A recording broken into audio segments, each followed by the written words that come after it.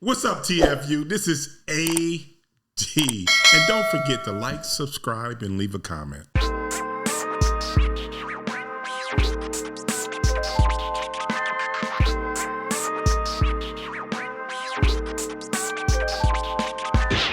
All right, y'all. Welcome back to another episode of TFU. Let's go. Woohoo! Doesn't even need the long intro no more. Music legend, guest of the show. Well, that escalated cultural fast. icon, out in the streets with his stories. Damizza back in the house. God, we had to do number 2. Had to. I had to drop back in. Yeah, we had to. Everyone's asking about it. I can't go anywhere without anyone saying, wow, that was an incredible interview and a lot of insight. You know, the one thing that they were going crazy over, the thing that you talked about as far as the liquor being how they used to distribute music back in the day. That is the feedback I did get. They thought that was super interesting, and when people started thinking about it, they really made that association. They was like, wow. You know, when I saw the clip, there was one word I said wrong. They said, what I meant to say is they would traffic the artist with the liquor. Yeah. Okay. And that's what I meant to say is when the business of prohibition and all of that went legal, then it became about trafficking the artist and then the music, because recorded music wasn't quite there yet. You know, and that's something I got to say sometimes is, you know, I being a human being, you know, and it being 20 years ago, 25 years ago, some of the dates, you know, may be a little off. You know what I mean? Like, I remember when we were talking about the Can I Get a and the Jay-Z thing, right, and then with the Scott Storch thing, like, Jay was on by then. You know what I mean? But I kind of clump it all together in my head sometimes. And he was on by then, but he only had that one record. He only had that, what was it? The God, was it Hard Knock Life or Can I Get a? It was Hard Knock Life. Yeah, well, Hard Knock Life was the one that was really going, but then Can I Get a What was the thing that really took him over. Well, and you know, it's all relative. Like, for instance, with Hard Knock Life, I remember when Hot 97 got Hard Knock Life and they started playing it in New York. Well, they called it a novelty record, and they wanted to pull the record off the radio station. And I showed up late for the meeting, and I remember E-Man and I walked into Steve Smith's office, and I'm like, well, what did you guys do in the music meeting? And he's like, oh, that novelty record, that Jay-Z record, we pulled it off in New York. And I'm like, it's top 15 research in L.A., because we were playing it before New York, so we had an extra 2 weeks on it. So I'm like, dude, this record's working. Like, what are you doing? So I made him call Hot in the 32 stations and say, no, you guys made a mistake. You need to pop this back in, and then we had it. It took an extra 2 weeks, but Hard Knock Life almost didn't happen. Wow. You know what I always wanted to ask you, since you were a program director, you know, I know they didn't really want to give you that title and they made you work with somebody. Did they actually give you the title? They wanted to, but the problem is I was producing records, so it was a conflict of interest. Okay. So I couldn't do it. Pay to play. Mm-hmm.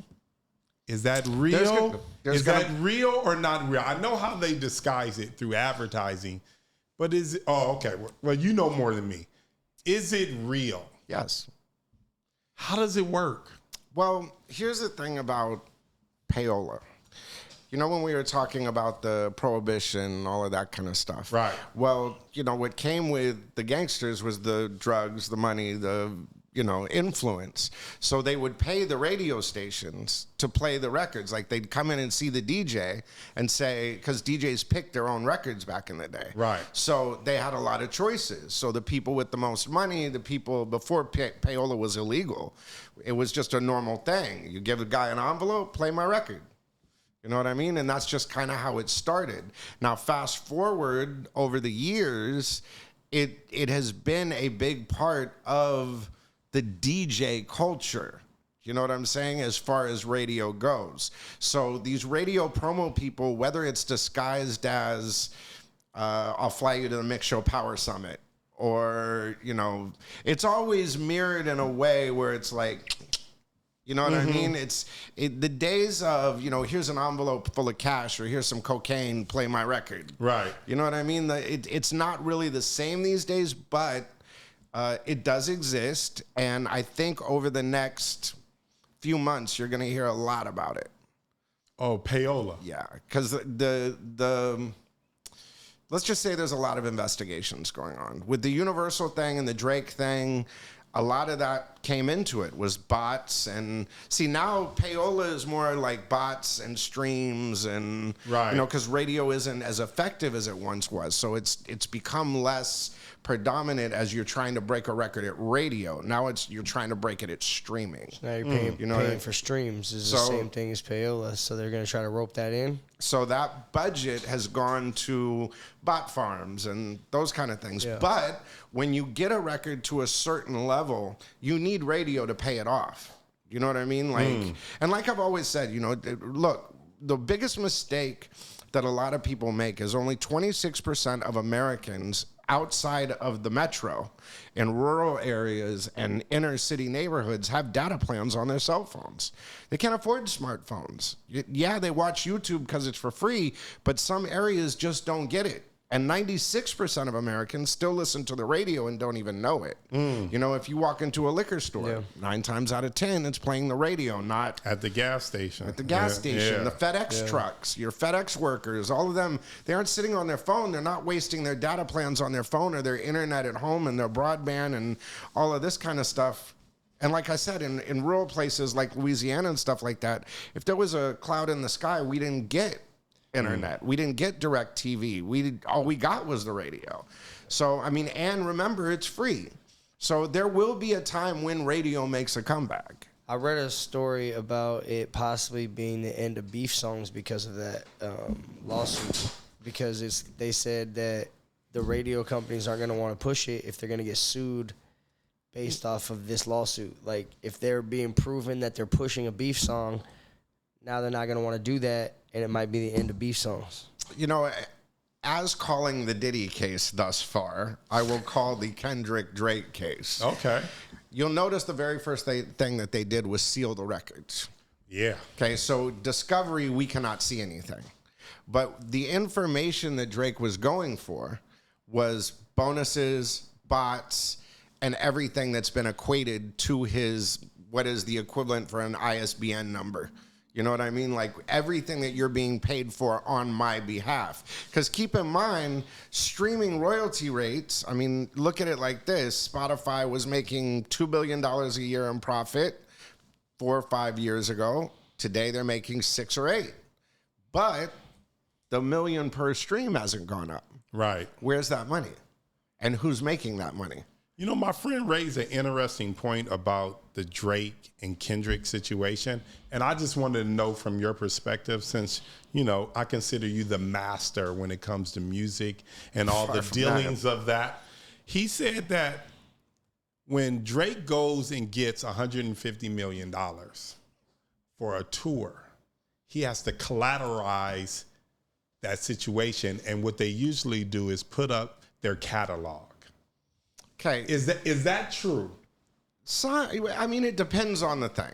Okay. It depends on, one, how big you are, how much they're giving you, how much do you want, how many cities, peanuts parking, and whatever it is that they call it, where, how much are they making on liquor, how much are they making on this, how much do you bring to the table, right? And all of that kind of stuff. But Drake is a little bit different. Now, Drake is one of the smartest guys out there. Okay. His team is really smart.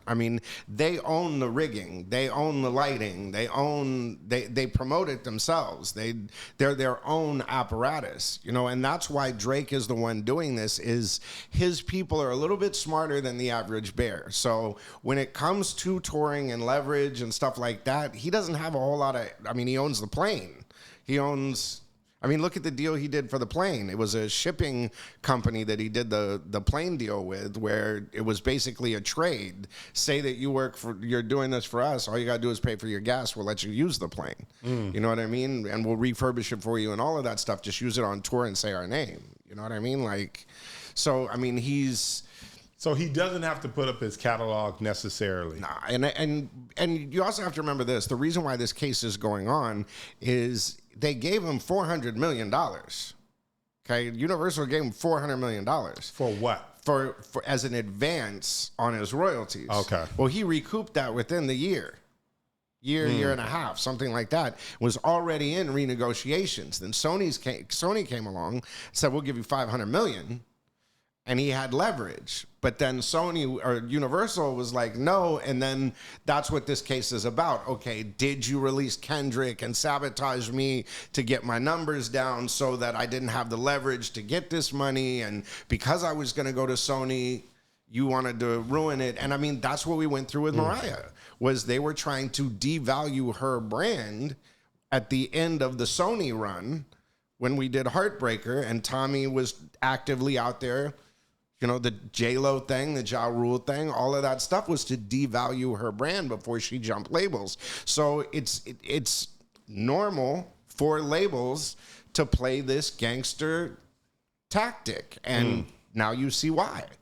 Labels got something else there. I feel like they're trying to get up on artists now, too, with these AI deals they're making. But they're not making them for artists to make money. It's like the this is companies another are going to cash in, the artists are going to get fucked again, and now these AI companies are going to make money on the music. Well, what the record industry doesn't realize, and like, for instance, what we're seeing in the news right now, corporate America, what we're seeing in politics is the corporate America and the oligarchs take over the government. That's why you have Palantir and Meta and Google now having colonels in the reserves and doing the deals with the military. That's why you see Elon in the government. And I mean, the billionaires and the tech AI people are assimilating the government. You know, that's what's happening. There's only so high you can go in corporate America before consolidation happens. And that's what happens with everything. McDonald's sold burgers till they became a corporate entity. Then someone bought them. Then it's a shell game. I mean, how many times, if anybody's had a mortgage here, how many times over a 10-year period do they say your mortgage is now being held by so-and-so? Right. You know what I mean? It's just a shell game and a numbers game at that point. Record companies are the same thing. You know what I mean? So with corporate America, you're seeing it kind of eat itself. There's no higher to go. You know, it's a land grab in Gaza. It's a land grab in Iran. It's a land grab in a lot of these places because there's no McDonald's in some of these places. There's no... I mean, they need to continue their profits. So they need gas stations. They need fast food. They need cell service. They need to be able to control and regulate that too. So in order for corporations to grow, that's what they do. They annex, And we talked last time about Timbaland getting into AI, and now it looks like he's in some trouble. Well, AI, what's going to happen with AI? And Tim's a great friend, and I love Tim. But the thing about Tim is he gets a little ahead of himself because he's so passionate. So I saw him sample that record, and I'm like, oh, shit, he's going to get in trouble for that. But he was just so passionate about it, he was in the moment. It wasn't like he was like, oh, I'm going to go screw this guy over. That's just not the way Tim thinks. You know, Tim is just not the thing. But, you know, one thing that was kind of offensive to me is I saw a lady make a diss record about Tim over using the AI thing, but she's wearing an Aaliyah shirt. You know what I'm saying? Like, you know, that's not, I mean, what Tim has done for this business in creativity and artists like Aaliyah, rest in peace. It's like, bro, give him a little bit of benefit of the doubt. You know what I mean? Like, yeah, I understand the AI. He's one side of the spectrum. Okay, it's just like Republican and Democrat. He may be an extremist towards technology because he was using technology since day one to deliver us something different. Because a lot of people, what they don't realize is when Tim first started out and was using some of those sounds, babies crying in records and all of these kind of things, everybody was like, that's so corny. You know, he's crazy. Like, brr, brr. It sounds like a talk box. Wow, what is he doing? It's a computer voice. You know, this kind of stuff with Pony and those kind of records. But they changed the world. Do you know what I'm saying? So he may be onto something, but maybe it needs to be scaled back a little bit. Right. You know what I mean? Maybe he's the extreme. And the way that he explained it to me was, look, AI is supposed to be a tool. And he showed how to use that tool. But it bit him in the butt. Let's not act like Timbaland needs AI. You know what I mean? Tim sometimes he's just been needs making hits for management years, oversight. this guy, you know what I mean? Before going live. Do you know what I mean? Because he did it all on live. Oh, yeah. Do you know what I mean? So he's sitting there, he hears something, he's doing it, he knows the guy. You know, they know each other. Yeah. You know, but I think a little bit of that also is, and maybe I'm wrong, I could be wrong, but I think, you know, a little bit of that is clout. You know what I mean? You know, hey, that's my beat, and then people turn vigilante about it. Like, you know, he represents the system because he's working with the AI companies, and it's something that we don't understand yet. Right. Now, did you get a chance to work with Aaliyah? Or be around her at all? Yeah. Or? I mean, Aaliyah and I came up around the same time. So she was, 16, and I was like 16, 17, something like that. And the weirdest thing is we did a promotion one time where we went and played miniature golf. It was her, Cherry Martinez, when I first got to Power. And every once in a while I get this call and we'd go play miniature golf. We'd never talk about music or any of the other stuff. We were just two of the young people in this sea of power, I guess. You know what I'm saying? Where it was like, you know, R. Kelly and Atlantic and Power 106 and all of these different things, but she was just such an awesome soul. And a funny thing about Aaliyah is I must have ran into her 100 times at different events and stuff like that. And every single time we would pretend like we never met. Oh, wow. Like and y'all played miniature it was like golf? an inside joke. Like, it's, oh, have you met Aaliyah? Have you met Damien? Oh my God, I'm so nice to meet you. You know, That's funny. you know, it was just something cool. She was just such an awesome person. I mean, she used to run around with Tamia and Quincy Jones' daughter, Kadada, and that group. So, I mean, we were all kind of the young folks under the popular folks. You remember where you were at or what was going on when you heard about her plane or her death?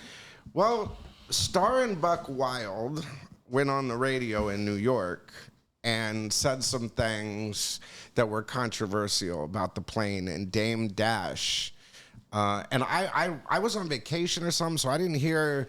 I don't remember exactly where I was when I heard it, but I remember when Star and Buck said whatever they said about the plane going down or played us some audio or something like that. And then Dame felt activated enough to grab a weapon of some sort and head over to Hot 97 and want to get involved there. I wasn't involved in the, you know, thing. I just heard that there was some stuff going on and I started making calls, but everybody said it was already taken care of by the time, but I think we ended up having to let Star and Buck go after that. What did they say? Huh? What did they say? Well, there was if I remember the bit correctly, they were talking about the plane crash, but they made sound effects of the plane crashing and people screaming, and I don't remember exactly what the content was, but form. I know at the time, you know, Dame was dating Aaliyah. Yeah, right. You know, and it was tasteless. So Yeah, he told us that story. He said that she like felt weird about the plane. She felt weird about the trip. She felt weird about all that. I just, you know, at that time, hip hop was so small. You know what I mean? It's not what it was today. I mean, you know, you'd see Aaliyah all the time. You'd see Diddy. You see Jay. You see Mace. You see Cam. Cam was Mace's hype man. You know, started off as Mace's, or Jimmy was Cameron's hype man after Mace when Cameron had Horse and Carriage. Okay. You know what I mean? Like, so, you know, Big record. Everybody that's famous right now, it's like we all went to the same high school. You know, that's really the way to think about it, you know, because I know some of the stuff, I was reading some of the comments on some of it, you know, that's impossible. You couldn't have been there for that, or you're just, you know, saying this or taking credit for this. And I'm like, bro, it's my perception of the situation. There's 100 other people in the background that were just as important as I was to each one of those situations that have their own story. But this is just my side of what I saw and how I was involved. And I do my best not to tell anybody else's business or anybody else's side of it. But I will tell you, if it's already become public knowledge and it's in the press, I mean, the elephant in the room, like for instance, the Mariah thing, I got a lot of backlash from that on social media. Like, why are you talking about her business? She just settled a case with a former manager for some abuse, and it's already been out there that she's had issues. Right. So I will tell my side of the story. Right. Because I was involved. Yep. My truth, not hers. You know what I'm saying? Did or her anyone camp else's. reach out to you? They can't, because what are they going to say? I didn't lie. Right. Do you know what I'm saying? So in those situations, it's only if you lied or if you're doing something malicious to out somebody or something like that. One, I will only discuss stuff that has already been in the press. Right. And I will only talk about my personal experience since that is already out there. Now, going back to like the Aaliyah and the Dame Jay-Z back and forth between them, and then after Aaliyah's passing, basically Beyonce emerges as relationship status with Jay-Z and catapults to the top of the game. Are these relationships calculated? Very. For real? Very. They don't That's like the each way- other?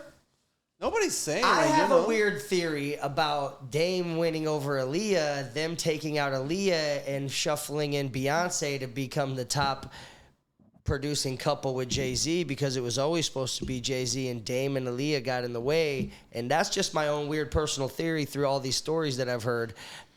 Now, I don't know if it's true. I would say this. Outside of the conspiracy theory, I would say, was it Aaliyah that got in the way, or was it Dame that was in the way? Well, it was Dame, I would imagine, but it was probably, I don't know. Maybe he was, I don't know. I don't know the background of where Dame was supposed to be. Inquiring minds want to You know what I know. mean? I don't know, but Well, when there's Dame a lot of things tells the story, when he talks about the story, he says both of them were competing. Jay-Z and Dame were competing for Aaliyah's heart. yeah. That's the way Dame told us. Dame sat, in that chair right over there where Alejandro is, and told us exactly that. And he wouldn't say whether or not that was to his demise. No. What really happened. He don't really know what Well, happened. I'll tell you what really happened with Dame. Okay. Jay Brown. Jay Brown wanted Dame's position. Jay Brown was at Quest. Jay Brown really believed in Jay-Z. Mm-hmm. And it came to, I remember, Jay came to me at one point and said, I want to be Dame Dash. I could do this job so much better. But, it was kind of funny. And I'm not saying that I had anything to do with it. I'm just saying that He's still with Jay-Z to this day. Oh, yeah. But that I think, look, everybody needs to give Dame his credit first, okay? For sure. Hip-hop and Rockaware was the first big clothing deal. You wouldn't have the G-Unit brand. You wouldn't have the Sean John brand. You wouldn't They have have all their that. own alcohol. Their own, all of that. Now, was Dame a little bit difficult to deal with? Yes. He is a lot like Diddy. Do you know what I'm saying? But he just didn't have the diplomacy of Diddy. Do you know what I'm saying? Dame would go into Def Jam and cuss out the staff, and people got scared. You can't do that around corporate people and expect to stay there. You know what I mean? So Jay Brown saw an opening, and he thinks like a businessman. He's got Magic Johnson as basically a father-in-law. Mm-hmm. Do you know what I mean? He's got Quincy as basically a godfather. You know what I mean? He's got all of these opportunities. You see a person like Jay-Z who understands marketing more than he understands artistry. I mean, because look at Jay-Z's DNA.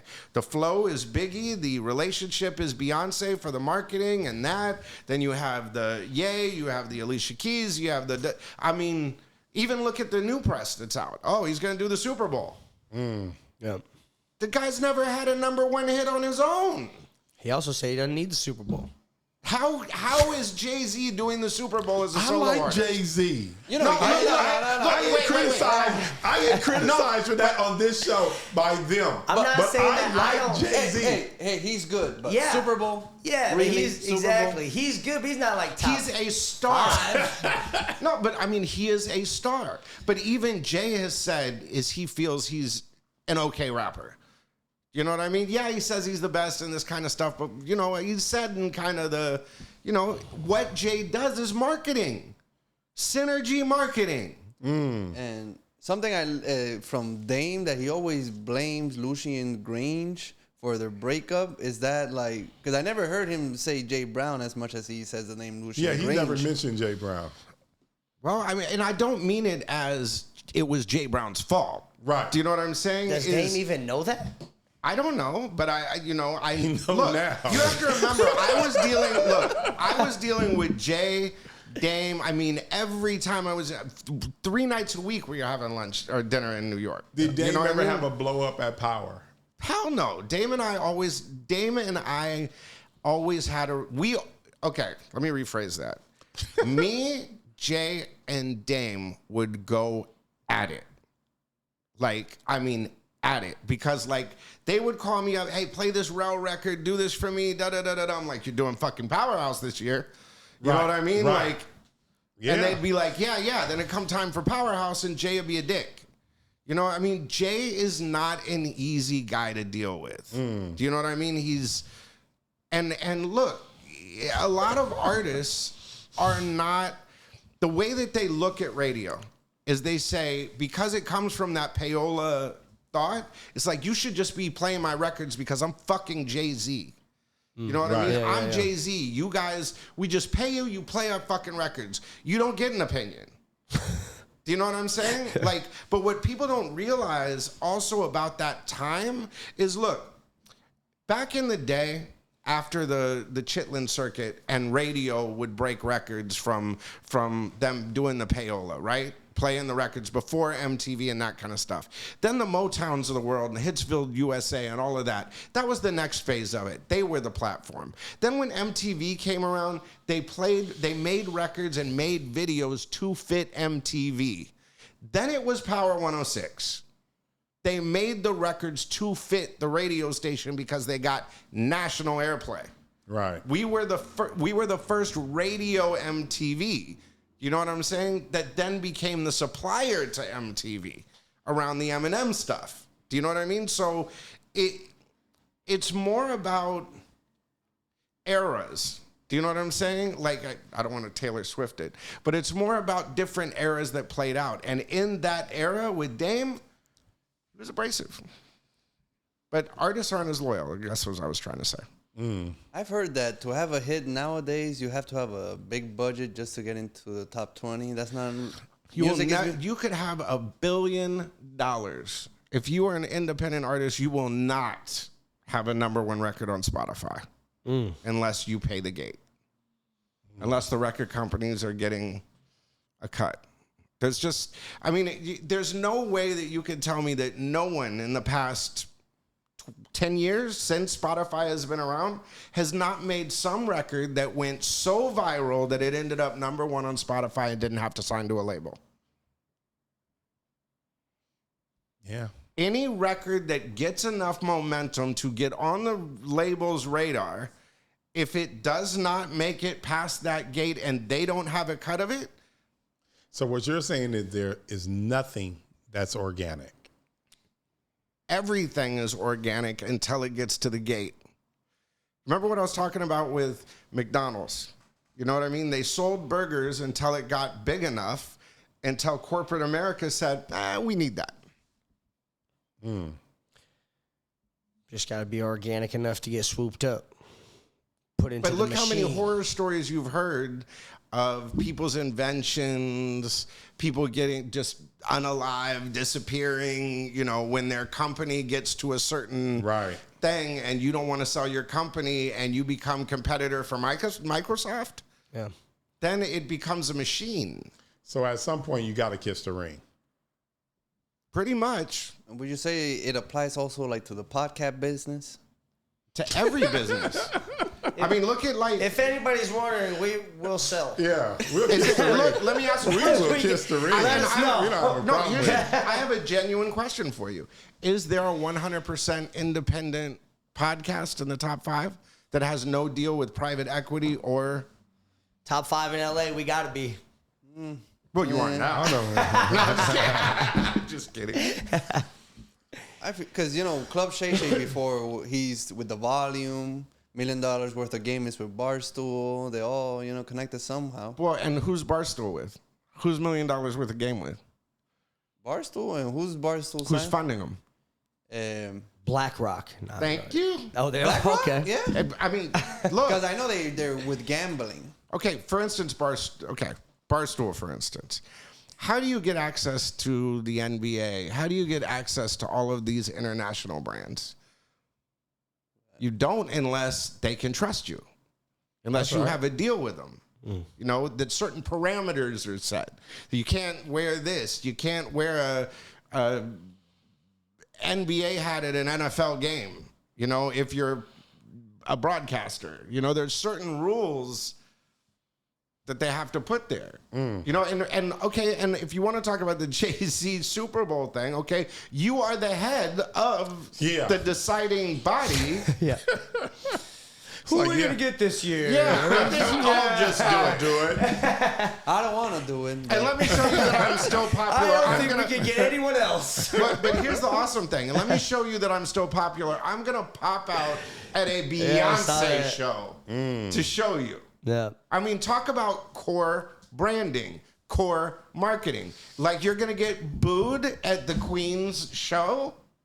You know what I noticed? They have individually great followings, but together the Carters got like 1.2 million followers on Spotify. Well, and they have They mean the album? It's like they have their own Spotify, the Carters. Oh, they do. I don't know if they released more shit than just that album yet, but it's under the Carters. Yeah. It has like 1.2. Well, and no matter how you look at it, they're playing ping pong with the entire industry. I mean, if you stop and think about it, Roc Nation, you think about Universal, you think about, the relationships between Lucian, you think the NFL, you think of all of these. I mean, why do you think they win Grammys if they sneeze?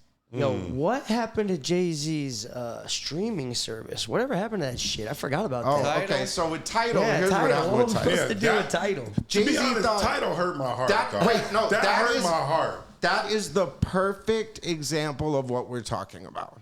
God. He said, I'm going to get all of the artists together, and we're going to go start a new streaming service, independent. We're going to give you guys more content. We're going to give you higher royalties. The entire music business and Wall Street that's financing the record companies and have most of the shares in all of the labels was like, no, you're not. And we're going to pull all of your artists and we're going to tell them not to do anything. And no. And he had to sell it. And you're going to sell that. They made him sell it to Samson? The rumor is, because it never was publicly held, but you'll notice that a lot of deals for him personally got done right after that. The Barclays deal, the liquor deals. I mean, he went into a different stratosphere the second that happened. And he let it go? So if you want to play our game, and keep in mind, he is a member of a fraternity. So is that fraternity, you talking about the Illuminati, so is that fraternity? I wouldn't say the Illuminati. Okay, whatever that entity is. The Dubois? I would just say that he is very well connected to a bunch of old white men. Okay. And they... Freemasons? Basically. Freemasons. One of them, John. Right. Skull and Bones. And do those people have a presence at like a radio station like Power 106? No, and that was also part of the problem in my situation. Because you weren't... I'm a lone gunman. I'm Lee Harvey Oswald. Yeah. Just sniping fools. You know what I mean? And they're like, we can't control him.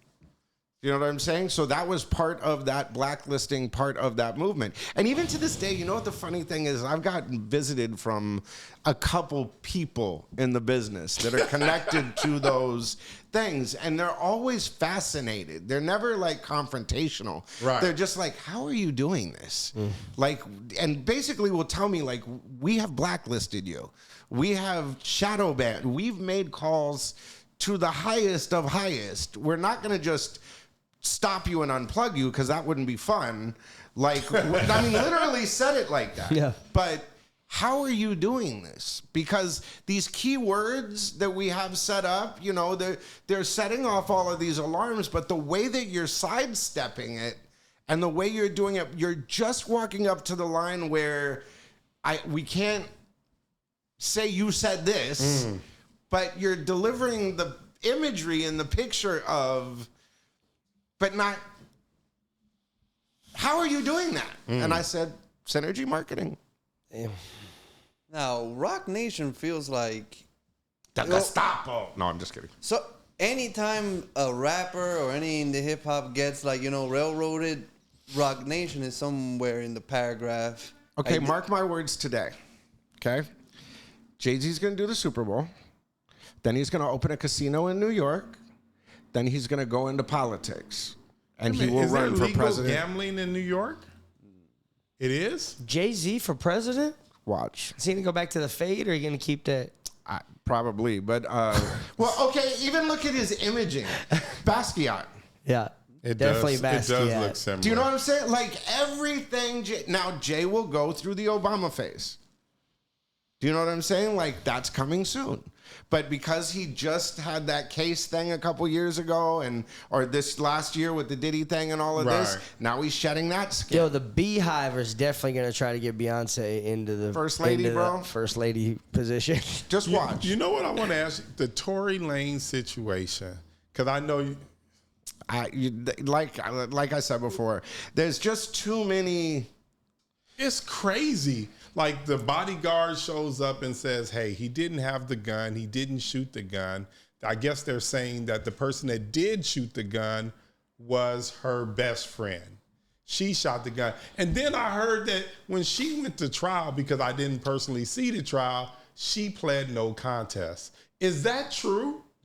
I don't know, but I just know that it's very easy. Or maybe not no contest. She pled the fifth. That's what she pled. Well, but I mean, come on. You've seen Dance Bitch Dance. You've heard. I mean, there's so many different stories and angles from that night, and none of it makes sense except for the fact that one guy's in jail.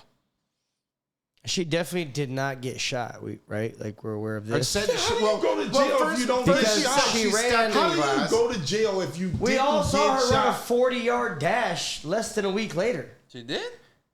Yeah, she on video running like a 40-yard dash like a week after she got shot. What I about the don't know forensic how test? you go to jail if you didn't get You shot. can't run a 40 with a shot foot. You surely can. What about the forensics test? They didn't find no bullets in her foot. There But then wasn't how any do you strap go- in it, and there but was no then how- gunpowder on him. But see, that's my issue. How do you go to jail if, let's just say, she hasn't been shot? Okay, let me ask you and a you're question. on trial for shooting someone. Let me ask you a question. How do you say Lee Harvey Oswald is the lone gunman? That's even more ridiculous. No, I mean- the JFK situation, the magic bullet theory. Did you see that what Marjorie? shit is way, wait. Did you see way what Marjorie out there. Taylor Greene said today? Marjorie Taylor Greene flat out said that JFK was against Israel having a nuclear weapon, and the next thing he was assassinated. I've heard that conspiracy theory. Well, look into 9/11 sometime. But I'm just saying, there's a lot of.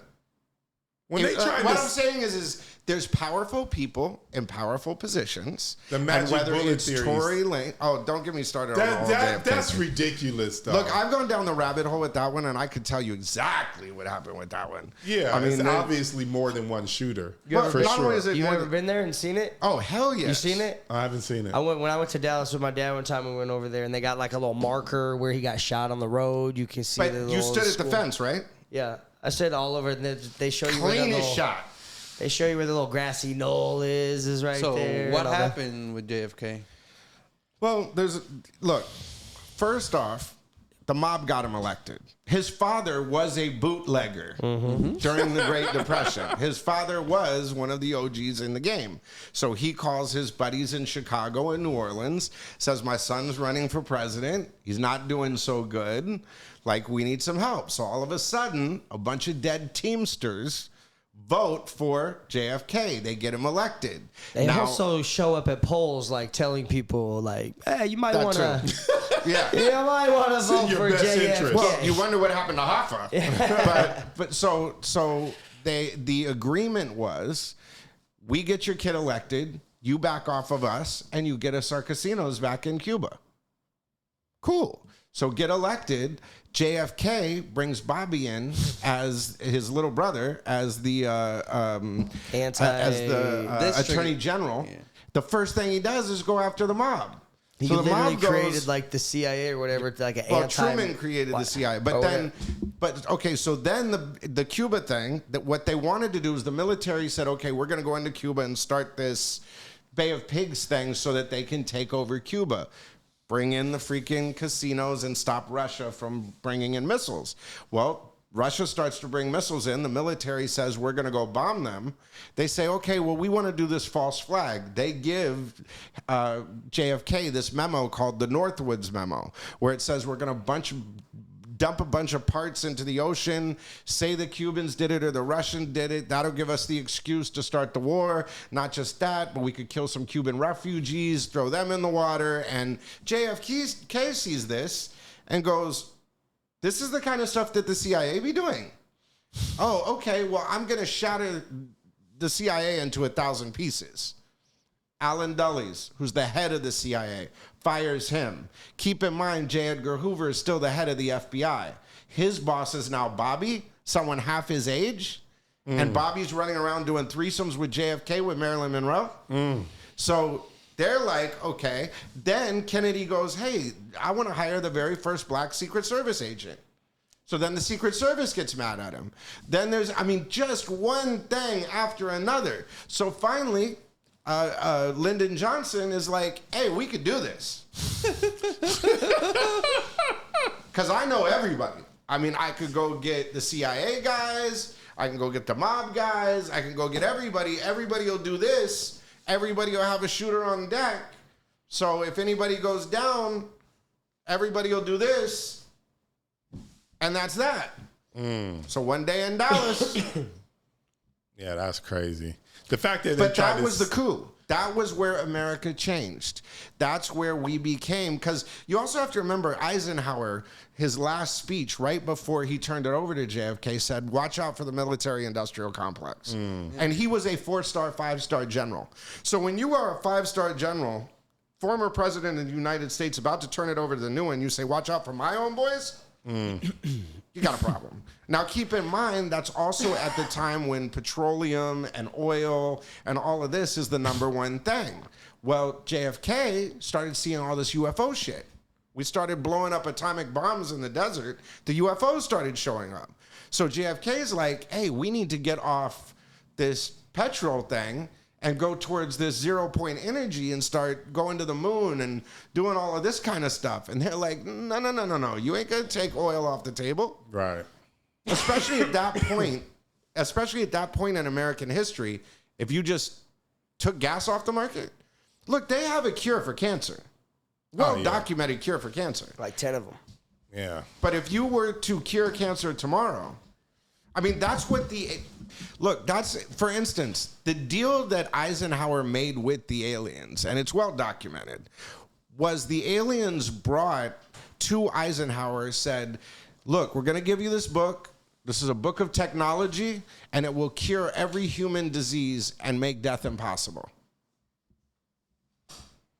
And he said, where's the book? No. So it took him a year. He went to all of the senators, all of the powerful people, petroleum, all of these places, and then came back to the alien, gave him back the book, and said, this will collapse the economies of the world. Because if we have a cure for everything, what's medicine going to do? All the doctors, all that, all this, everybody, what are they going to do? There won't be any jobs. How do we keep the hierarchy? It's crazy that we live in a world where they don't want to solve the problems. And they just want all this confusion so Problems they can make money for people. The worst part to me is that they dangle the solutions. They're like on Instagram now, like, I just found a cure to make us live 250 years. Hey, we're never going to see that. Yeah. Well, I mean, look at my situation at Power. I wouldn't get paid for a record. They couldn't intimidate, couldn't do it. I just play the fucking records I like that were right for the radio station. The artist could actually make the records that fit the format. We were working with them with the research to find the right records that would be longevity. And now every artist that you see were part of that platform because they were researched and developed properly. All of Jay-Z, Cameron, Mace, Diddy, all of the big boy, all of the big brands of that era are still relevant today. Why? Led Zeppelin isn't. When you decide to leave, You know what I mean? Like, yeah, they may have catalog and you may know some, but they're to that era. They aren't as relevant. Jay-Z's going to do the Super Bowl. Dr. Dre and Snoop Dogg did the Super Bowl. Eminem's still doing all these. What was the difference? They were developed and saturated correctly. I mean, look at, for instance, if only 26% of Americans have data plans on their cell phones, that means that the other side of that percentage isn't even hearing the record. So all of these record sales and all of this, it's a facade. It's advertising sales. There is no record business anymore. And there's an entire organic business that no one's seeing. Because one, you can't go up against the record companies and you can't utilize the tools of old because they've been labeled old. Were you ever strong-armed to kind of control you and do something like you Tried, but I just wouldn't, just wasn't receptive. What were their tactics?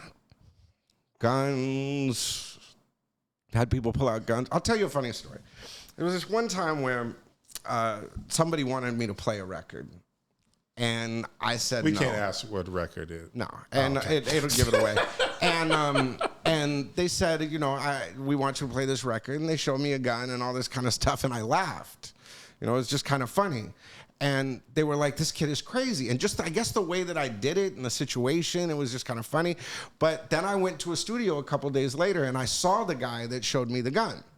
And I knew that the artist that was there had a gun on him. So I said, can I see your gun? And he said, yeah. And I put it in my waistband and I walked into the room where the guy was. And he was in a room sitting on a couch. And I lifted up my shirt and I said, do we have a problem?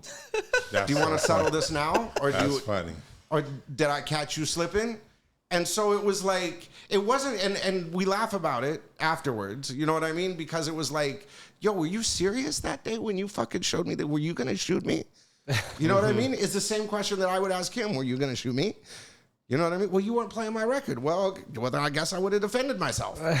You know what I mean? But no time would I ever in the moment back down. And I wouldn't take the money. And I always did what was right. And I would explain to you why I couldn't do or what could help you get to that point.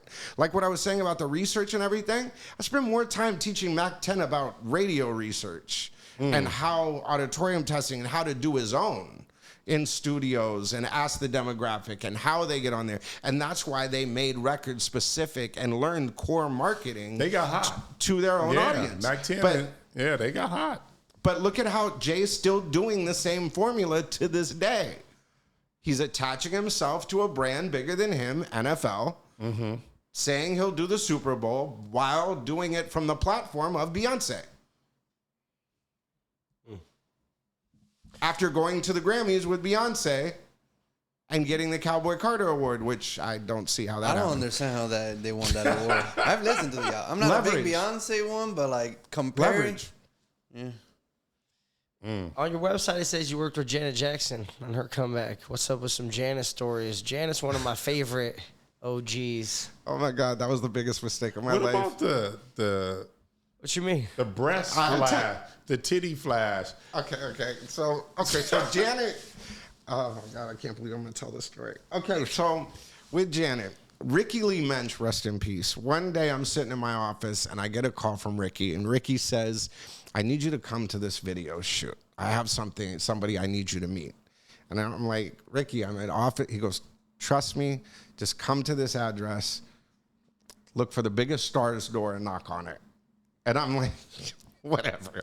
So I'm thinking this is comical at this point. So I drive down there, and it's this big movie set, it looks like. I mean, there's trailers, there's cranes, I'm like, this ain't no artist shit. What am I, like freaking a Will Smith movie or something? Like, what's going on?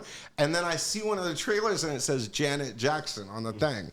And I'm like, oh, fuck. So I knock on the door. Ricky and her manager and Janet and Renee are sitting there.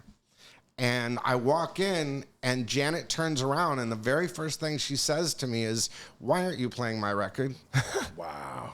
And I'm like, when was the last time you went to radio? And she goes, not since Control. And I said, well, you said fuck you to radio, and we heard you. But see, that's how I would talk to people. Blunt and very straightforward. So the next question was, how do we fix it?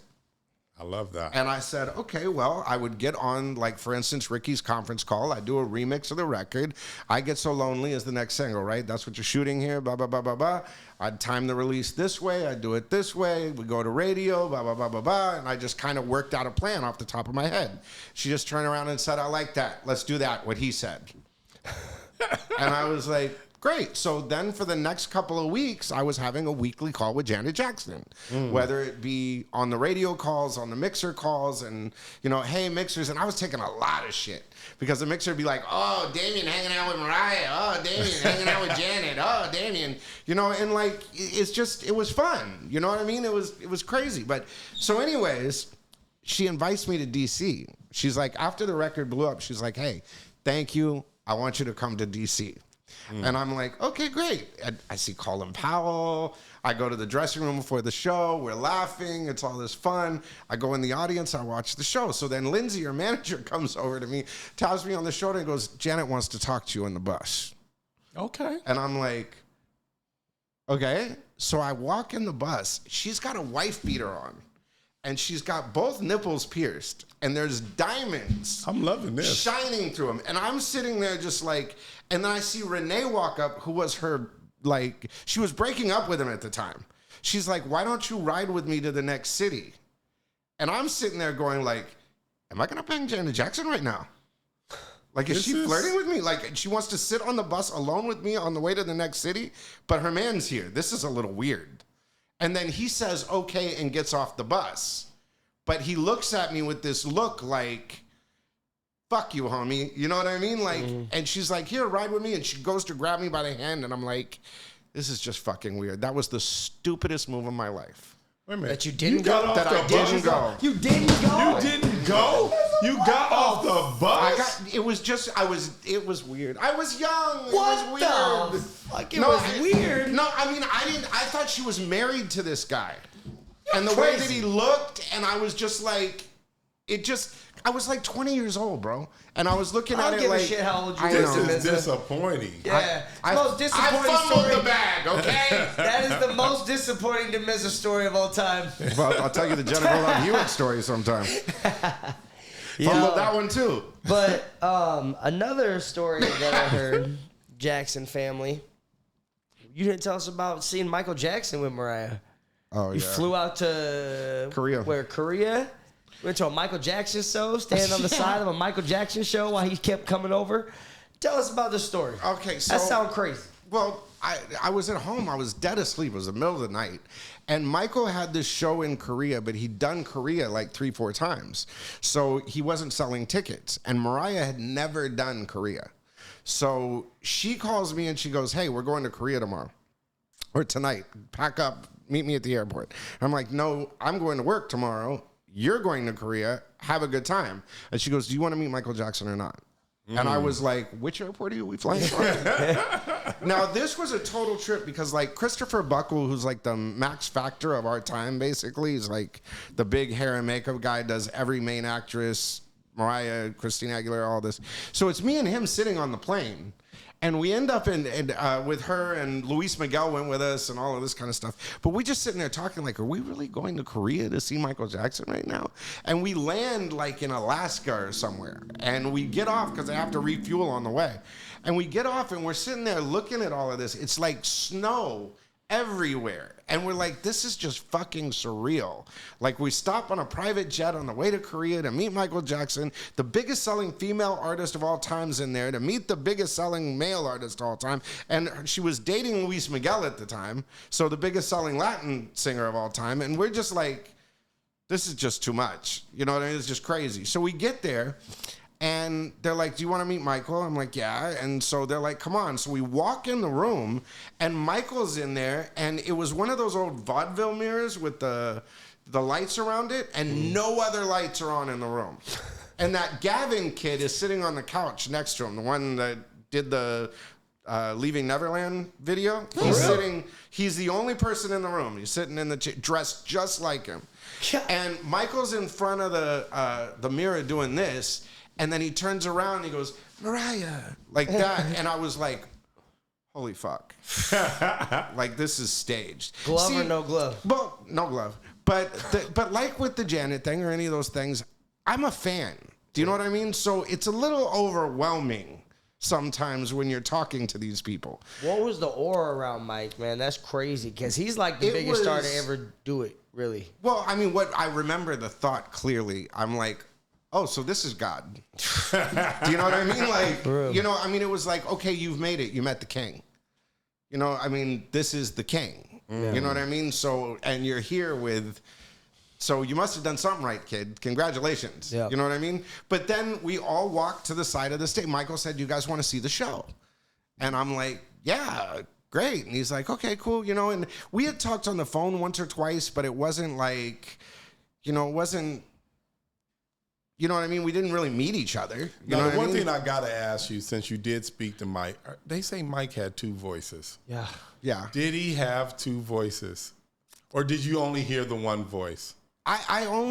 Me personally, I can only recall the one. Okay. You know what I mean? Like, maybe it's because I'm a fan, but I know he was talking normal, because one of the things, like, okay, so we were standing on the side of the stage. Michael was talking to Mariah about Sony royalties and Tommy Mottola, because it was around that time. You know, when he was saying the devil and trying to get out of his deal. That's what Mike was saying. Yeah, I've and seen she those was interviews. getting off of Sony Right. and was married to Tommy, but they never had a conversation because she was married to Tommy. So they were having that conversation. And I'm just like, you know, like, what the fuck? And Luis is standing there, they're dating at the time. So I'm like sitting there like, what the fuck am I doing here? You know what I mean? Like, this is very odd. And Michael would sit there, be like, okay, so the person you need to talk to in royalties, hold on a second. Then he'd dart into the changing room, put on the Smooth Criminal outfit, and say, her name is da-da-da-da-da-da, and pick up exactly where he left off, mid-sentence. Then he'd go, hold on a second, go out, do the entire Smooth Criminal thing, then come back and pick up the conversation exactly where he left off. Yeah. And it was like watching a Broadway stage play that you watched 1,000 times that was just so rehearsed that it was just second nature. Like, he just did this or whatever. So anyways, I'm walking around just kind of looking at the ceiling, kind of looking at the trusses and stuff like that, because it seemed like a private conversation to me. So I didn't know where to go or what to do. So I start walking, then all of a sudden this huge Iraqi looking dude comes in and swings a crutch at me, and I'm like, whoa, what the fuck was that? And he starts yelling at me. You know, what are you doing? You spying? Da da da da da. I'm like, bro, they're, you know, hey, leave me the fuck alone. They did, you know, da da da da da. So I have to go back to the dressing room at this point. I've been grounded. So I go back to the dressing room, and then they put me in the limo and they take me back to the thing while they finish up doing whatever they're doing. Mariah comes back to the hotel and she calls me up. She goes, hey, so Michael called and we're going to go over to his hotel to meet his kids. You're not invited. Oof. And I'm like, why? And she goes, well, Michael was a little bit upset. And I go, why? And he goes, because in the middle of Beat It or whatever the heck he was doing, he heard you yelling with his security guard and didn't know what the fuck was going on. It was distracting him in the middle of his show. And I was like, whoops. Now, fast forward 2 days, 3 days later, I'm at Larrabee West, and I'm working with Nate Dogg on Music and Me. And at Larrabee West, it's like, Boys Town, Santa Monica and Larrabee, right? And we're sitting there, whatever, talking, and it's Nate, me, Gary, the security, and the lady who's sitting at the desk. And all of a sudden, we see the Sultan of Brunei's limo pull up. Like the logo of Brunei and all this, and this Rolls Royce pull up. And we see what looks like Michael Jackson hop out and walk in the video store. And we're like, and we all look at each other, and Nate looks over at me and goes, that was Michael. And I said, in the gay video store? And he looks over at me and he goes, I'm gonna go right. And he goes in the studio, and I'm sitting there like, no way, it's gotta be a lookalike. Like, this is just too funny. You know what I mean? Yeah. So Michael comes out, and I'm sitting there, and he looks over at me, and he just kind of goes like this, like, you gonna come over and say hello or what? And I'm like, oh shit. So I hop down, I walk over, and he goes, hey, Damien, da-da-da-da-da. And I'm like, Mike, how's it going? It was really nice seeing you in Korea the other day. And he goes, yeah, cool. You know, how's Mariah? Da-da-da-da-da. I'm like, great, cool. And I look down, and I'm not going to tell you what was in the bag, but I was like, okay, I'm going to go back inside. And that was it. Maybe we're doing some research, you know? Well, here's the thing, too, is he had a mask on, and he went like this, and that's from deep. the nose thing. There's a lot of nose stuff going on. There like was no nose. That's a Digital Underground song, by the way. No nose. Yeah, that's a good song. How you view what happened with Michael Jackson and Sony, and what happened and his ultimate death? Look, I think Michael overdosed because Michael was an addict. You know, regardless of where he got the dope from or how he got the dope, this business does that to you. Addiction is the number one. Look, have you ever seen an artist, period, whether it's Dave Chappelle, Martin Lawrence, anyone that gets to that level in entertainment, anybody, myself, anybody that hasn't had a mental breakdown? Why is that, though? Why does everyone have to find some form of security in alcohol, in drugs, in sex, and all these things? Why can't you live out Let me normal... explain being a star to you. Okay. An artist works their entire life to make it to a certain place, to get their music heard. You know, it's the center point of passion, of love, of sex, of money, of drugs, everything meets in entertainment. There is nobody that isn't a fan of some form of entertainment. Okay? So they work their entire career to get to this point. They get to that point and they don't know how they made it. They don't know the difference between One Baby and Another Baby, a song. They don't know why you're calling this baby ugly, but you like this one. You'll say that I look like hell on this, but I don't look like hell on that. Or I'm having a bad day and I snap at a fan. It's on the front page of the New York Times. There's these extreme highs and extreme lows. You're standing out there performing for 17,000 people. They're all screaming, I love you, but you have to run off the stage into a dark tunnel, hop into your car, go to a hotel, not see anybody, because that same 17,000 people will rip you to death if they see you. You will get stampeded by them. They infringe upon every part of your privacy. Now, with those extreme highs and extreme lows, you have that extreme high of 17,000 people. Then you walk into that dark hotel room with nobody around you, and you're told, go to sleep, we got to get up at 6 a.m.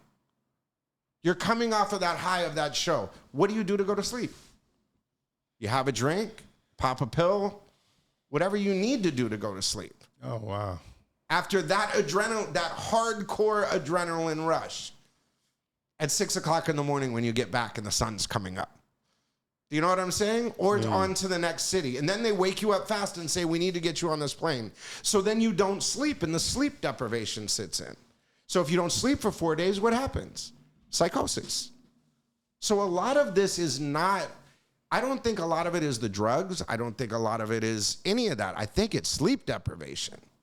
You know what I mean? They don't sleep for 4 days. They don't eat for 4 days because they're racing against a clock, because every artist's internal clock is you're only as good as your last hit. You know what I mean? So if they release a song and they have a stiff, their career's over to them. So why didn't they like this one? They liked the last one. Yeah. And it's heartbreaking.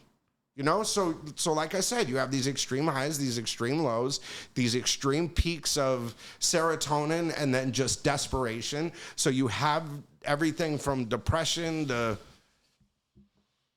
euphoria in a 2-minute period. There's no balance. I'm sorry. Yeah. So before you were gonna tell us, and I think I probably led you astray, is you were gonna tell us about the relationship between Michael Jackson and Sony, and not just his, because Mike kind of indicates that he was smarter than them. Yes. He owned half their catalog or a majority of their catalog, and they couldn't do anything without him. The arrogance of the labels, the arrogance of the artists, the arrogance of a lot of people, they expected, let's put it like this, they expected Michael to be a dumb artist. He grew up in the business, and he studied greatness. Whether it was Fred Astaire, you go back and look at Smooth Criminal. What is Smooth Criminal? Go look at every Fred Astaire movie.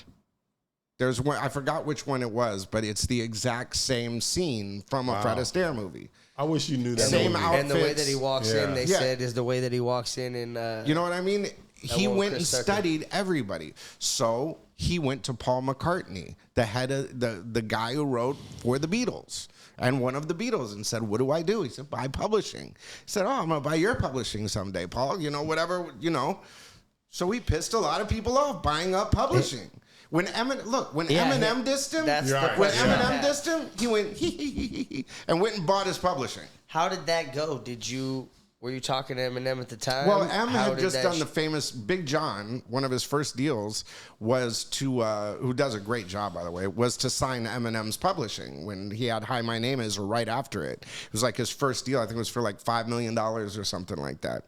And when Famous Music went up for sale, the company that had that and other copyrights, it wasn't just Eminem's, but Michael was like, who owns Eminem's publishing? Oh, they have M, they have all these other ones. Well, then I'll just buy the whole company. And just bought it on behalf of, I think he even had Sony pay for it. You know what I mean? Like, because they were the bank, but he owned half the catalog, yes. Yep. Did Eminem say anything, or did anybody get a response out of this? Did he send a letter like, hey, I own you now, bitch? Nah. You know, the thing about M is it's all fun and games. I've never seen him be serious about anything. You know, I've never, even like through the Ja Rule, I mean, he knew I was friends with Ja Rule and Irv Gotti. You know what I mean? But it never came up. 50 never said anything to me. You know what I mean? Never. And I still broke up in the club. So when you were running Power, that's what I was going to ask you. When you were running Power, is that when 50 started to really come about? Yeah. Oh, wow. Well, because we played Wankster, we played How to Rob. And the funny thing was when How to Rob came out, 50 had a line in there, said, throw Mariah on the ground, you ain't with Tommy no more, or something like that. And I was working with Mariah at the time, so I'm the one that had to call Sony and be like, you need to pull that line. You know, or she's going to sue Tommy, and, you know, let's just all save everybody some time here, and you might want to pull that because she's having a spiral right now. Yeah. And then the lawyers got involved, and that got fixed.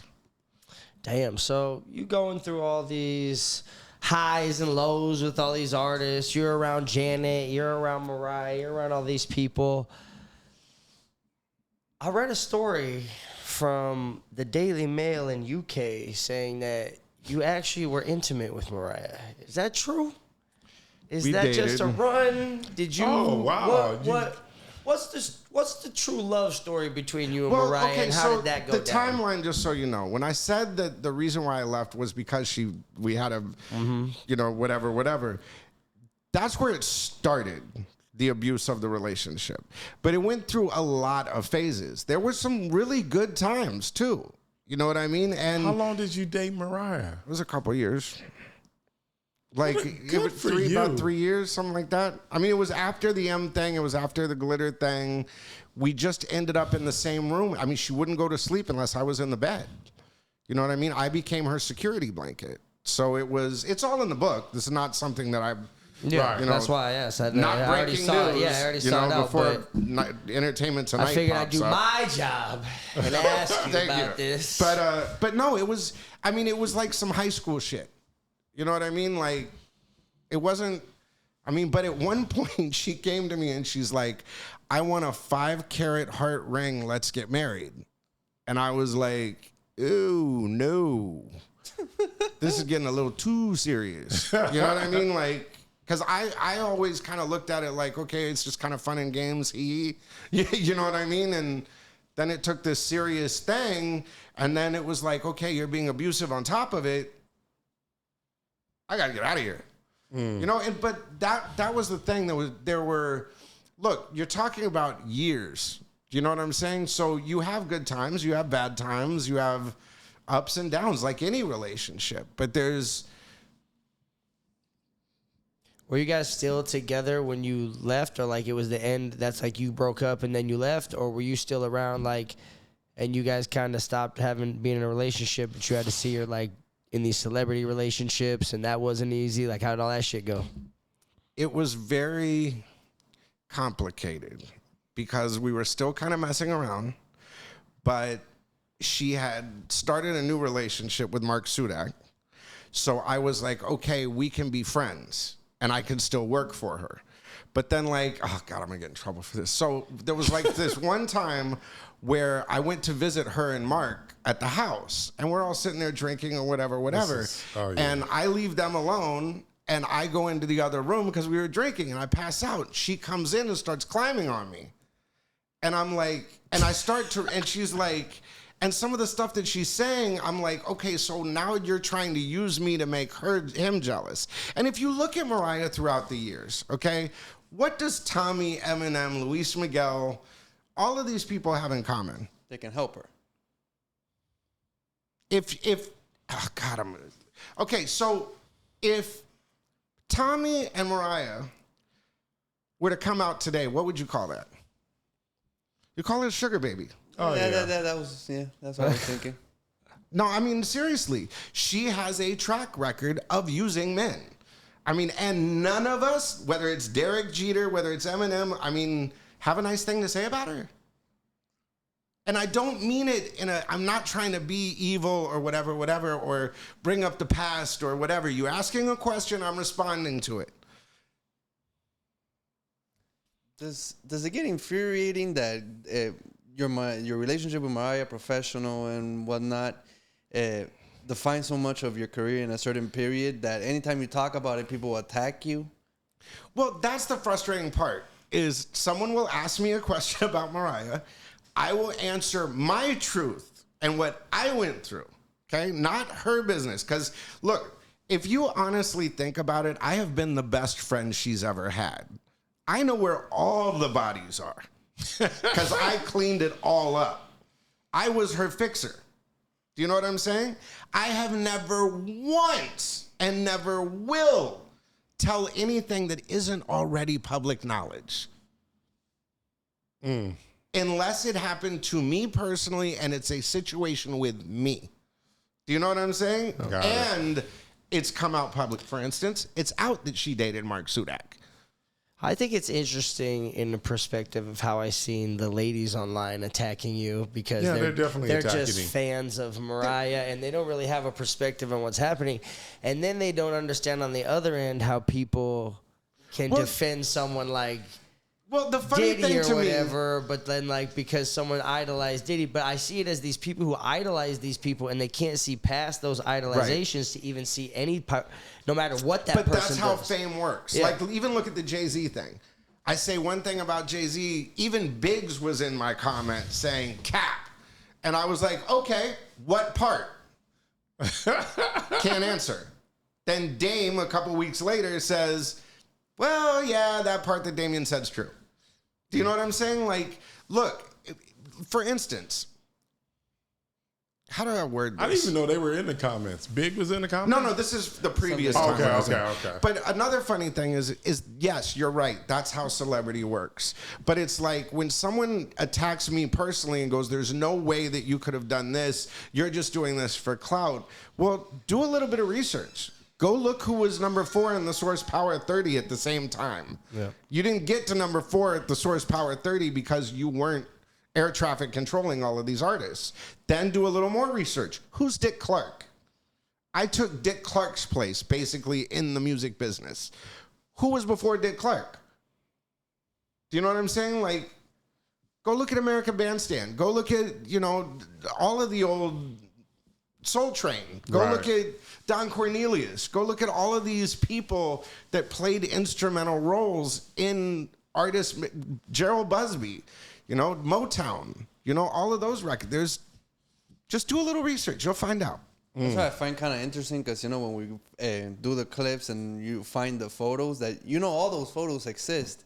But in the internet, it feels like there's certain eras that's starting to get cleaned off and then you find less and less pictures. So unless you have like the physical copy or books, it's not readily available to people. There has been, look, I'm a sneaky vato. Okay, there has been reasons why I have left breadcrumbs in certain places because I knew down the line this might happen or that might happen. So I'm going to say it this way now so that down the line when this other part comes out, I can tell it without being a dick about it. So you kind of mentioned that there's a book. Yeah. Or is the book coming or it's already out? It's already out. I did it in 2005. But the problem was, and that's what really started part of the bad blood of it, is I went to do the book and then everybody said it was a tell-all. And I'm like, I'm not writing a tell-all. I'm writing a story about a kid from Santa Barbara that made it. It's supposed to be an inspirational book. Yeah.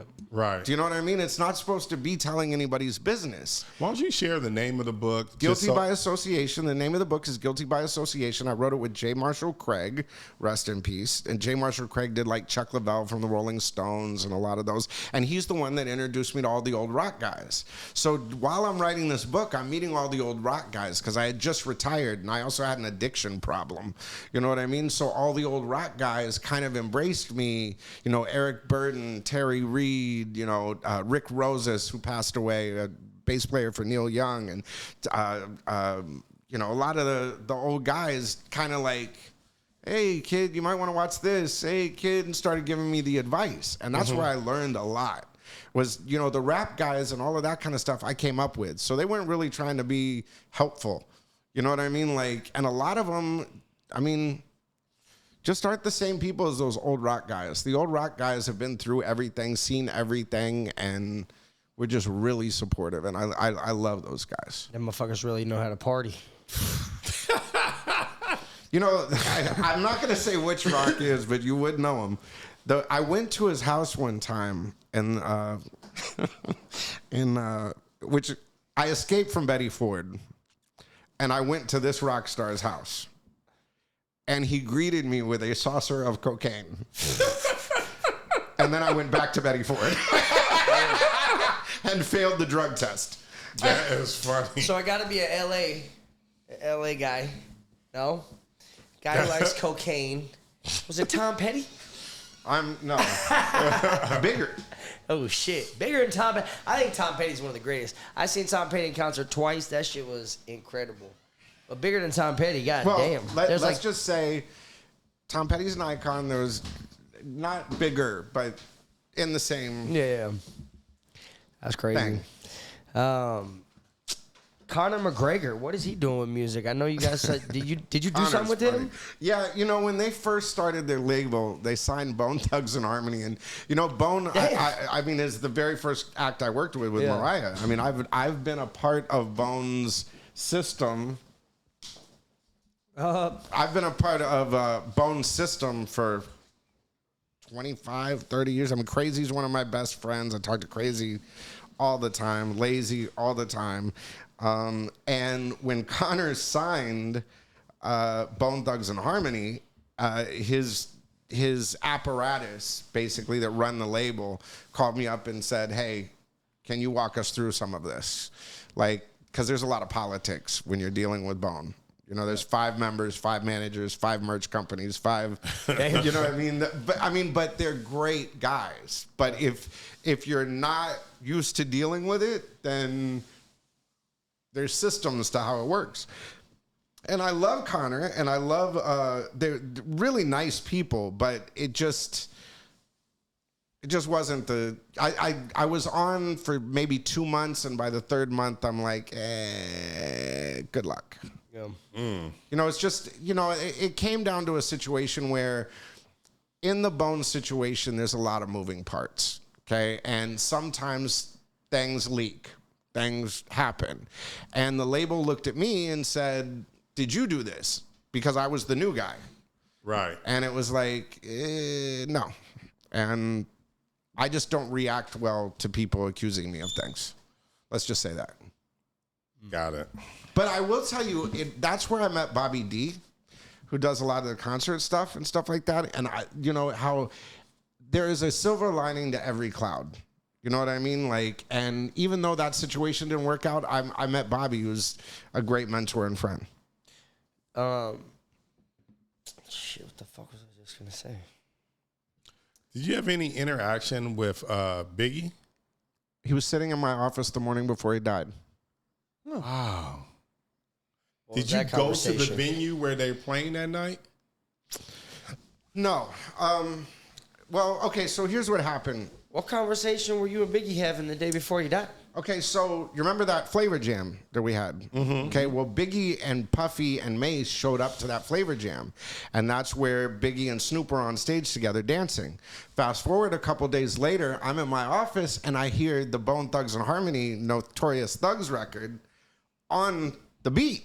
Right. So I call up the label, I call up Puffy, and I'm like, what the fuck is this? Bone is a core act of Power 106. The beat don't even play Bone. What the fuck is your problem? Mm-hmm. We got all these promos, da-da-da-da. I'm sorry, Dame, I'll bring Biggie up there the day before the album comes out. I'm like, perfect. So that Friday, now keep in mind, Friday at midnight was Saturday, and he was dead. So that Friday, he comes in, and the first thing out of his mouth was, sorry about that, little D. I get a little carried away sometimes, you know, and start playing records, you know. He kind of like was like Stevie Wonder, you know what I mean? Like, you know, all this. But we had met at the other thing, and, you know, he called me Little D, was a great guy, and he was on crutches. He walked in on crutches because he was in this car accident. He went on the air, signed some stuff, all this kind of stuff. And then the Baker Boys came in and said, hey, Biggie's got to record a freestyle for our show. Will you record it? Or we're going to take him in the studio. And Biggie said, Dame, can I sit down for a minute? Can I just sit in your office for a little while? My legs are killing me. And I was like, yeah. So he sat on my couch, and we talked for like a half an hour. And the Baker Boys said, hey, when he gets done, will you record this drop? So I was the last person to record him. Damn. Oh, wow. What'd y'all talk about? He talked about, you know, it was crazy. He talked about getting back with Faith. He talked about his kids. He said he loved Cali because of the women and the weed and how accepting everybody was, what the record sounded like on the radio, what I thought of the album, started playing me songs. We talked about Give Me the Loot. We talked about Warning. We talked about, you know, just rap history, KRS-One, you know, all of this kind of stuff. Did you talk about the beef? No. I did not bring that up. And he didn't either. Yeah. You know what I mean? Like, I'm trying to remember. No, nothing about that. And then at one point he's like, all right, come on. And the one funny thing is Joe Reichling from Arista, who was the bad boy rep, comes in at one point and he said, hey, do you have that list to Biggie? And Biggie looks over at me and he smiles and he reaches in his pocket and he pulls out this long, it looked like a receipt, but it had all this scribbling on it. And I'm like, what the fuck is that? You know, like, you know, and he goes, that's the food order. And I'm like, what are you talking about? He goes, we're going on a bus for a week, for a couple of days or a week. So this is all of the Hungry Man orders that I want. And I was like, okay. So I asked Joe. He came back in with these frozen. He went to the store and came back when we were wrapping up. He was like, oh, and he had these just bags and bags of frozen Hungry Mans. He would eat like three at a time. Damn. Like he would eat like you'd make for each one breakfast, lunch, and dinner. You'd have 3 of them. Not and that's the what Hungry Man. Shout out, God damn, Hungry Man got Biggie on the cover now in the fucking store. But I recorded that last drop, and then I went home. And they said that there was an Outcast party. I think it was AT Aliens or one of those. They said there was an Outcast party at the Roxbury, and then there was the party that they went to at the Peterson Auto Museum. Mm-hmm. So I was like, oh, I'll just go to the Outcast party, and then I'll go to the Peterson Auto Museum. Well, I had tennis shoes on, and I went to the Roxbury or whatever it was, and they said, you have tennis shoes on, we're not going to let you in. So I'm like, well, if I, yeah. So if I was new, I mean, come on. It was like, I started February 3rd, 1997. This is March 9th. Okay. You know what I mean? So I had no juice. I was the new guy. Okay. No one knew who I was. So it was, I was just about to leave to go over there, and I was thinking to myself, and I remember standing on Sunset Boulevard looking up at the billboard, because that's the first place that I ever met Warren G. And I could not believe that, man, do I go see Puffy and Biggie, and I'm leaving the Outcast party? That's where I met Warren G. Wow, this is such a surreal experience. I'm just going to go home. I got tennis shoes. I don't want to start nothing. Let's just end it there and go home. And I got home. I got into bed. I was just about to go to sleep, and E1 called me, and he said, they got big. And I'm like, what are you talking about? And he goes, they got big. And I said, what? And he goes, I'm on my way to Cedars-Sinai. I'll call you from Cedars-Sinai. And I was like, oh, they got big. And then when he called me from from Cedars-Sinai, I heard Puffy wailing in the background. Like and he goes, he's on the phone with Biggie's mom right now. Biggie's dead. But the craziest thing about that is I called, or Johnny J called me, rest in peace, who produced all the Tupac stuff. And he said, Afeni Shakur wants to talk to you. And I said, well, we're doing a show about Biggie on Sunday night. It was a memorial show. And I said to Johnny, it would be great if we could have Afeni Shakur on that show. And he said, I'll have Afeni call you. And then he called and said, yeah, she'll talk to you. And I said, okay, great. Then she called, and I said, hey, do you want to do this show? And she goes, no, but I will tell you about my son, and then you can go on the radio and talk about him. And she goes, but what I want in return is I want Valletta Wallace's number.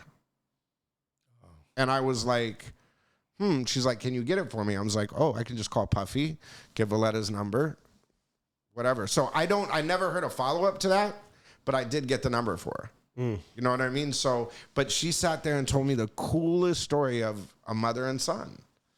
You know what I mean? Like, everything about it. It was great. We sat on the phone for maybe 2 hours. That's cool. I just had the coolest conversation. Then she just said, say whatever you want. And then she was gone. What was the freestyle Biggie recorded? It was the verse from Victory.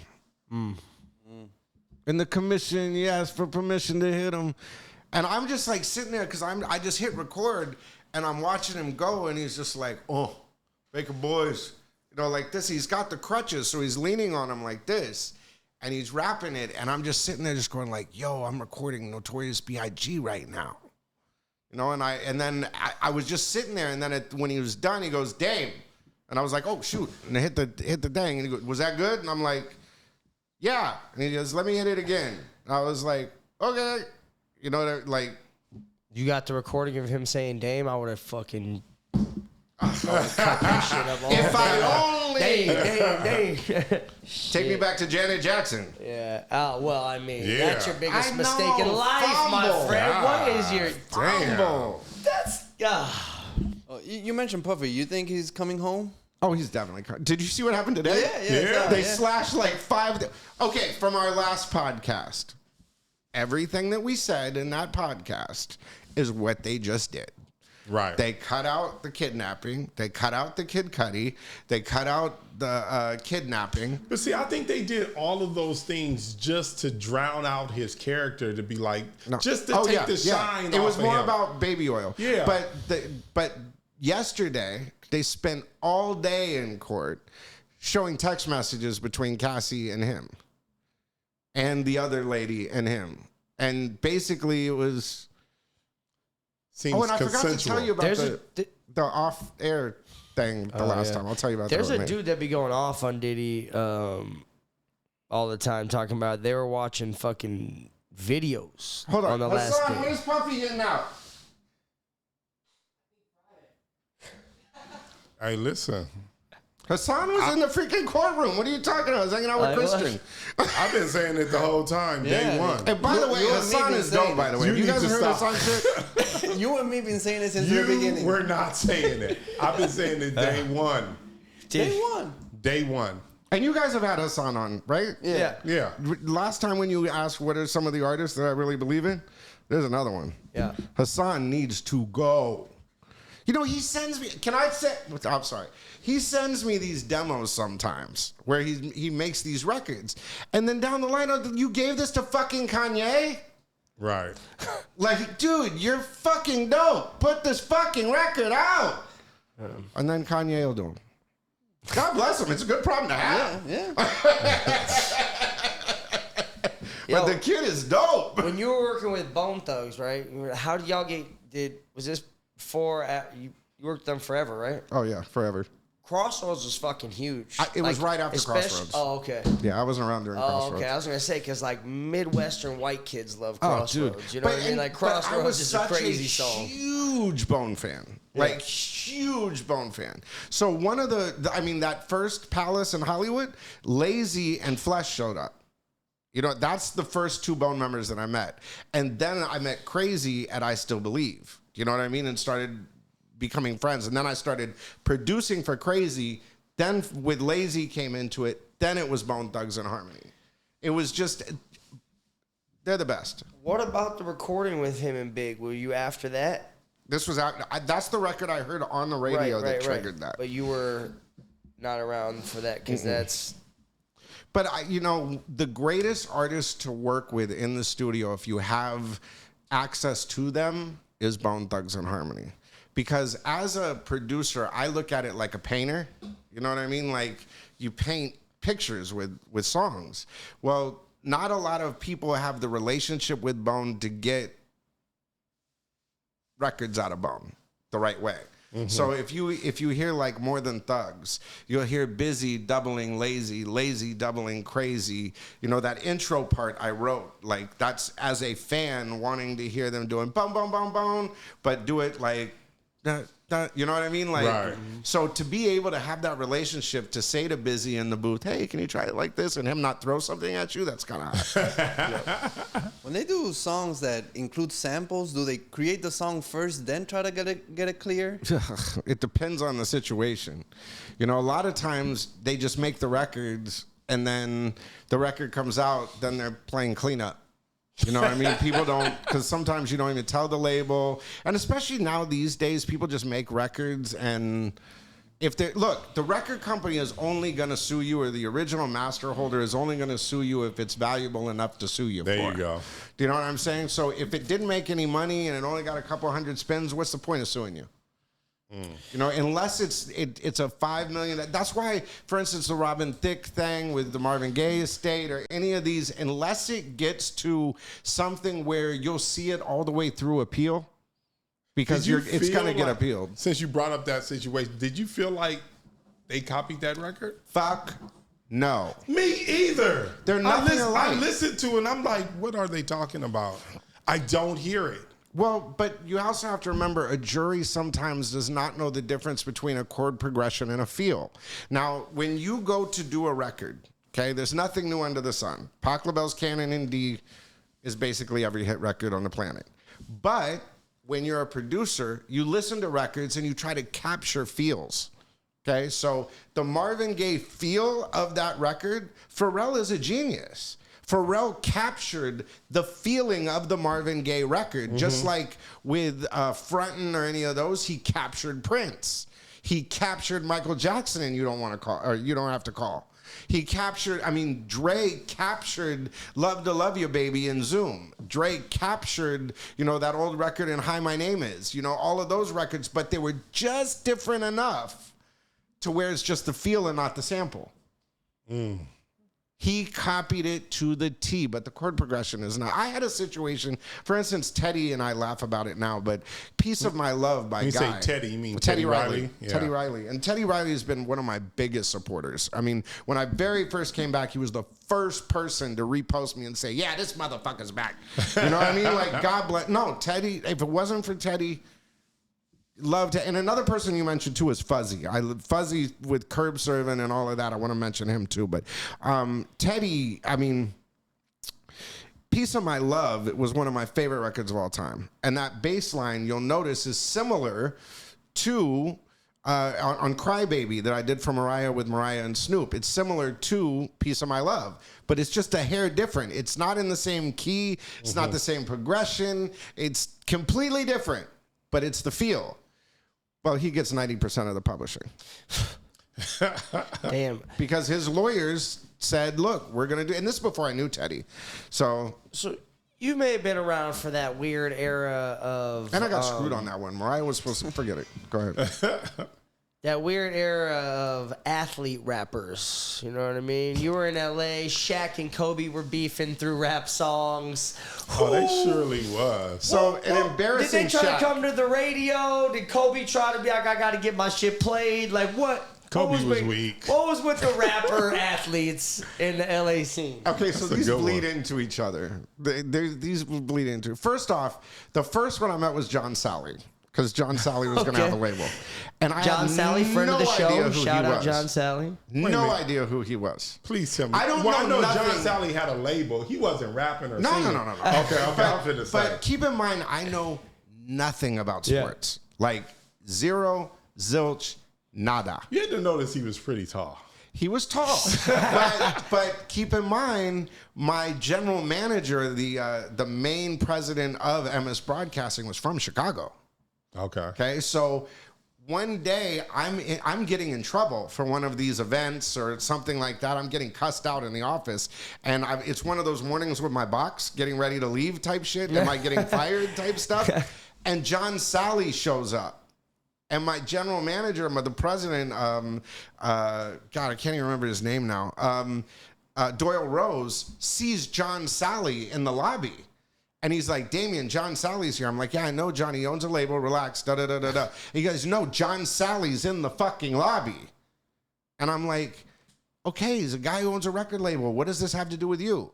He goes, you don't know who John Sally is? the Bulls. It's John Sally. And I'm like, hold on a second. I call up and say, John, can you come in here? And he's like, Dame. He gives me a hug, all of this. And Doyle's just sitting there looking like, what the fuck is going on right now? And I'm like, he owns a label, da-da-da-da-da. And he goes, and he's got his ring on and all that, takes it off, lets him wear it, all of this kind of stuff. Dude, saved my ass. So I tell John to this day, if it wasn't for him, I would have got fired that day. Oh, wow. So fast forward, Shaq has Straight Playing out. And DJ Quick produced it. So I thought he was a rapper. I did not know he played basketball. Like, damn, these rappers are getting big as fuck. Yeah, so he's in my office one day, and we're talking about records, and he looks over at me, he goes, you should come to a Laker game. And I'm like, oh, I don't go to sports and da-da-da. And he goes, you know I play for the Lakers, right? And I'm like, yeah, get the fuck out of here. You're tall, but da-da-da-da-da, like whatever. And then Jeff Garcia comes in, and he goes, yo, that's the new guy for the fucking Lakers. The star. The star of the fucking Lakers. Lakers. Orlando, da-da-da, you know, all this shit. And I'm sitting there just going like, you know, whatever. So I ended up on the road with Shaq, with Straight Player and all of those, helped him promote it. Yo, that was cool. Fushnik and Shaq. Now, Shaq got to be the fast best. forward- Shaq got to be the best athlete rapper. No, 100%. I mean, Deion Sanders The only one pretty that's good. gone gold or platinum. What about Primetime? You like that Primetime album? Shaq is dope. So one year, Shaq and I would play dice a lot. He would come to my office. He'd just show up out of the blue. We start playing dice. Me, Ja Rule, Irv Gotti, all of these guys. Hilarious. Immature was even in there one time. We'd just sit here and play dice. And he would come to the powerhouses. And a matter of fact, I have a video somewhere where we're playing dice or something. And he jumps up and goes, I'm a role model. I can't.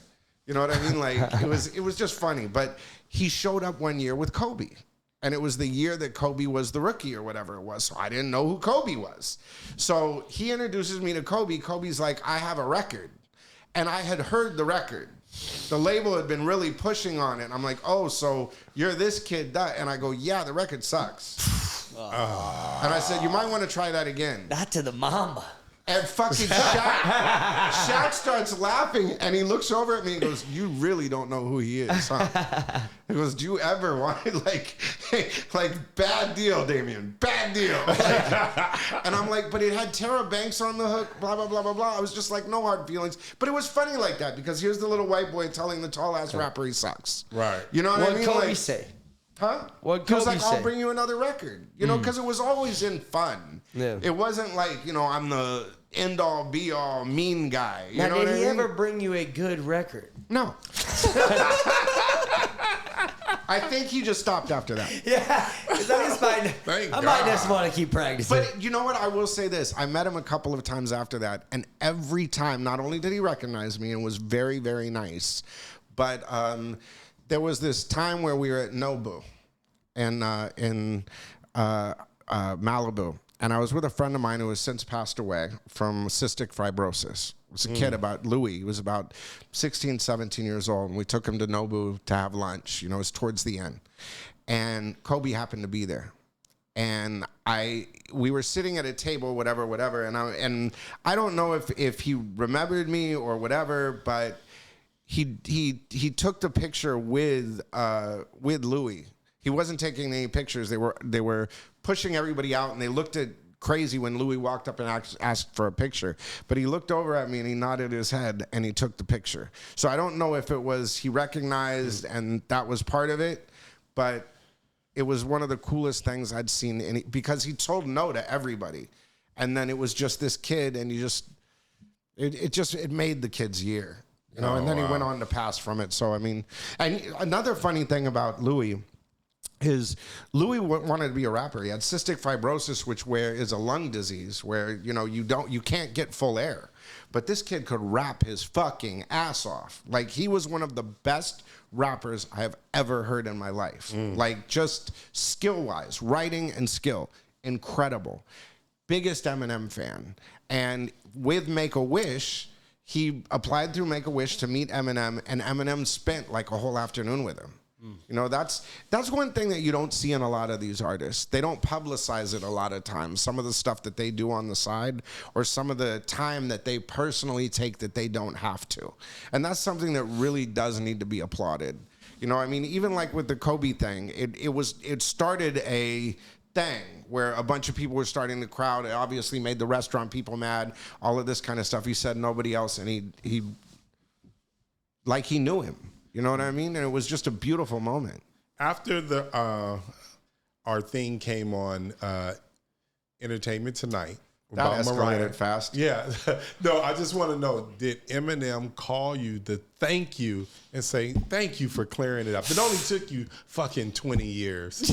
But I appreciate you. Did he ever call to thank you? Or anybody from his camp? No. Well, I talk to Fred Reck almost every day. Oh, okay. You know what I mean? It's kind of funny because it was like, I had somebody call me. The only calls I ever get is like, yeah, right, that didn't happen.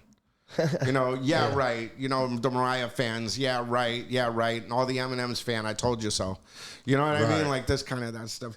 And a couple of the Mariah fans finally, I try not to get frustrated, but sometimes when they make personal attacks or something like that, we saw. And I'm trying to be as nice as possible, but one of them, was it Fred? Maybe it wasn't Fred. It was.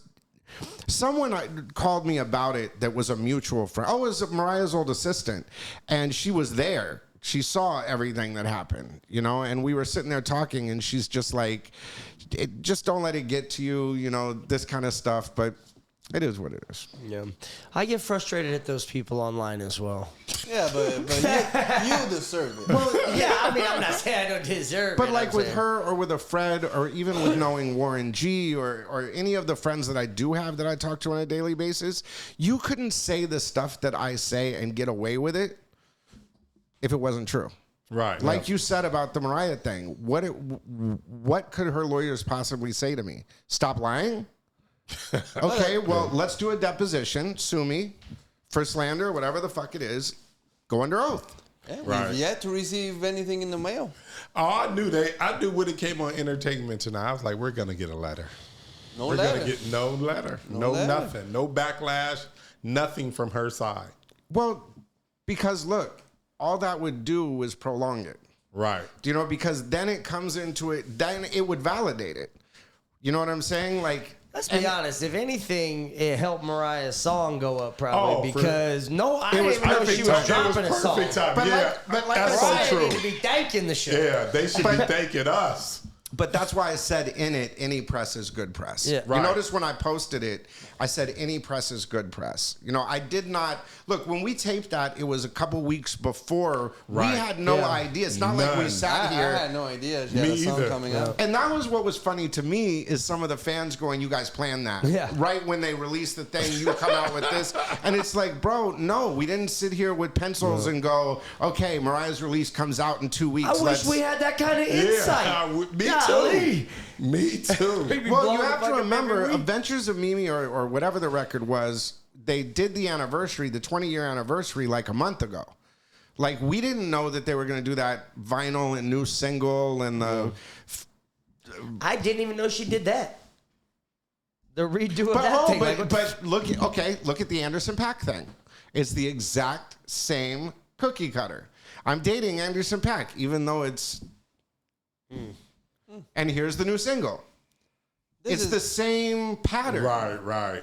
You know, no matter who it is. You know, and I don't want to get into it. No, I mean, she's just, you know, I don't want to talk shit and I don't want to be whatever, but she is absolutely ruthless. You know what I mean? Like, even if you go to like the night that she broke up with Luis Miguel, I will never forget how she talked to him. And I went like, is this where I'm heading? You know like what I Luis mean? Miguel. Like, I mean, and if you ask anybody who's ever worked for her, like, just go look. Like, her brother, she just got done settling a lawsuit there. She's her last manager. She almost got in a fight with Jay-Z at Roc Nation, and they split. Like, I think Nick Cannon was asked to name all of his kids, and he just forgot the two from Mariah. Well, I mean, even look at that. How long did that last? She's extremely tough to deal with, and it's well documented. Yeah. This is unrelated. I want to, because, you know, you break records, you know, all the strategy. What do you think about Playboy Cardi's strategy of breaking records and just putting stuff on release? And I don't know how you feel. My friend EJ will kill me for saying this. I don't understand Playboy Cardi. I don't get the attraction. I don't get the songs. I don't get the... Hey, look. There was one song I liked. This latest He's like song... me. I'm lost too. Yeah. I'm It's all completely distorted. lost. It doesn't sound like it's recorded well. You know. But then I heard like the clips, this new clips project. I'm like, fuck, love that. Like that's Malice is. Do you think at this point, of You all go the away and time, become a preacher, come back and serve the game. do you think at this point, and you know, you've been in music forever, do you know a hit when you hear a hit? Oh yeah. I Right still, away. you know what I do sometimes is I'm kind of like I do the Friday morning quarterback kind of thing or whatever that's called, where you like I'll hear a record come out and I'll try to project in my mind where it's gonna go. Okay. You know what I mean? Like, how is it going to break? How is it going to go? Like, for instance, with the Diddy trial a year ago, I said, mark my words, this is how this is going to play out. This is a hit job. I lost 1,000 followers or whatever it was, and then it played out exactly like I said. So Diddy's getting off. Diddy will be home by next week. I love it. What's gonna happen when Diddy gets out and no He's one gonna came, look. and no one came to Diddy's aid? Except And me now and AD. Diddy No, is you were not there. me I was and there. Diddy. Let me say this. Diddy's gonna get out. And he's gonna be like, "Fuck, Okay. was everybody at?" Diddy is one of the smartest people in the world, for one. Okay, now keep in mind, I worked with Diddy since day one. Okay. So like, for instance, you Yeah, I know was gonna that. say he's got to had to break a lot of Okay, records you know through when the Cassie years. threatened the guy, Sujit, that's my old assistant. Like, that's how deep You that talking goes. about that when Cassie said, "I'm gonna kill you"? She was talking to my old assistant, That's hilarious. who met Diddy through me, who's now the head of his radio, who owns Scam Artists, which was Baby Remanagement that had Vice and E-Man. Did he call you after that? Fuck. Well, yeah, to invite me to his 50th birthday party, but I didn't want to bring it up. Do you know what I mean? Like, but what I'm saying is Diddy is one of the smartest people in the world. So he will poke fun at himself for the baby oil, immediately deflate that, and drop the sickest record you ever heard with somebody nuts because he's been vindicated. and just dancing in the back, just dancing. Like I'm Just saying, dancing look, around. he is a threat for Jay-Z's Super Bowl performance. Mark my words. Wow. The reason why Jay-Z is saying I'm doing the Super Bowl performance is so that Diddy does not eclipse him. You think he can just get out and do that? I guarantee. Wow. Mark my words. Jeez. Why do you think all of a sudden A Jay-Z Bad just Boy Super Bowl? the second Bad that Boy he Super saw Bowl would that be Diddy's crazy. coming out, That would be crazy. all Diddy look, the difference between Jay-Z and Diddy is Diddy has hits. With everyone. He produced them. So Mary J. Blige, Jodeci, if Diddy did the halftime show, Oh yeah. J-Lo, all of those shits would come up. Still? So since you know Today? Diddy, and you Okay, have, if he gets acquitted, he comes out and makes a joke about the baby oil, becomes a fucking America's sweetheart, the victim of Black America. so as much as you know about Diddy, because you spend a lot of time with him, Especially with what's going on in the world today. is he going to go after the people that didn't help defend him? No. He's going to go do a record with Ye and come back bigger than ever. There you go. And Ye's that's definitely- why you saw Ye at the fucking courthouse. He know what it is. Hey, let me just get in mine right now, player. And Ye's producing his kids too. You defended him. It's gonna be the platform. Look, mark my words right now. It is going to be a very hot Diddy summer the following summer. Ooh. Guarantee it. It'll be the biggest comeback that you've ever seen in history. All white. Think about the Diageo thing. Think about the underdog thing. Think about they tried to destroy me. They brought up Epstein. They brought up baby oil. They brought up all of this shit to destroy me. Take that. I'm back. Watch. That's gonna be crazy. Damn. And all those people that didn't show up, all those haters that didn't show up, that said stuff behind the scenes, the 50s, all of those things, he coming for you, dog. Yeah, not TFU. delete the clips, Alejandro. Delete the clips. Delete the clips. Dude, I'm happy as fuck because I was the first one to speak up. Oh no, guess what? Yeah. When I said this shit was on there Instagram- day one. We love. We need to stop. We love Diddy. We love Diddy. at We TFU. love Diddy. I was there day one defending him. I was like, it don't make sense. Yeah, it didn't make It sense didn't to make me sense to either. any of Oh, you us. guys are funny. Shit, dude, and he deserves it.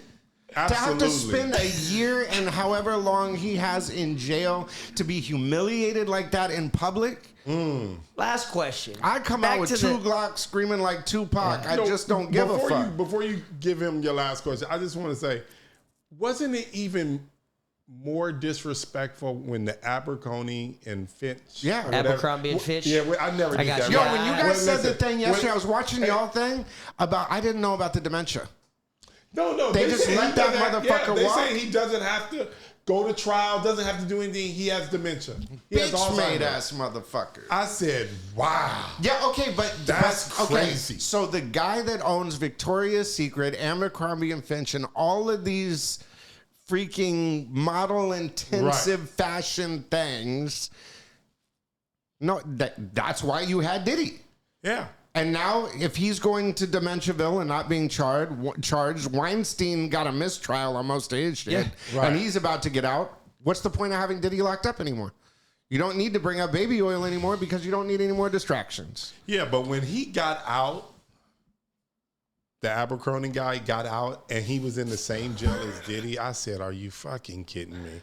I don't know. What is it? Abercrombie. Okay, whatever. But look at all of this. I don't know. Look at the internet tries to destroy you for the Abercrombie. Help you. The 2 political murders that were last weekend, we don't know nothing about that. The guy who shot at Trump, we don't know nothing about that. The 2 Israelis that were shot in front of the party, don't know anything about that. These are all fucking Manchurian candidate shit. It's all stuff that there's no information behind them. It's all, if you go, I'm going to give you guys a little bit of homework. Go back and look at Lee Harvey Oswald. Look at every single thing that was said in the timeline. Then go hold that as a template over like Louis Mangione or whatever. Or each of these cases, you will find that they fit exactly the same playbook. Are you saying that Mangione had his mind controlled? No, I'm saying, how do you find a backpack state away and say it was on you? Isn't that what a Manchurian? While he's yelling, I'm a patsy is? in handcuffs. That's what a Manchurian candidate is, right? Like, No, Manchurian candidate is a guy who clips. Right. You say a secret word, and then they get into. But the guy who had the roommate. program. I mean, look, okay, so these guns in his car and it perfectly holstered and into the cop car. When did he find time to do that where the roommate didn't see that? But that's what they say about Lee Harvey Oswald is like he doesn't remember certain things or certain things about his interview. The Vegas shooter. Like, Remember the Vegas shooter? Yeah. All of this random stuff and all of his friends and family are like, what? Yeah. Like, how did he get those guns? He was downstairs playing slot machines all night. Yeah, he had some bags come in, but it doesn't make sense. All of those 911 calls, all of those radio things. I mean, that thing that happened in Miami a year ago. Remember that thing in Miami where there was hundreds of police? Yeah. With the alien UFO thing? UFO thing, but Shit that just soon as the next day they were like, oh no, it was a false alarm. There was some gangbangers running through the mall. Yeah. But it was like their whole police force out there. Bullshit, Alejandro. I never beat them damn kids. Did you ever see Michael Jackson's dad on Geraldo Rivera? What the fuck? No. Geraldo Rivera looks over at him and goes, so did you beat your kid? I never beat them damn kids, Alejandro.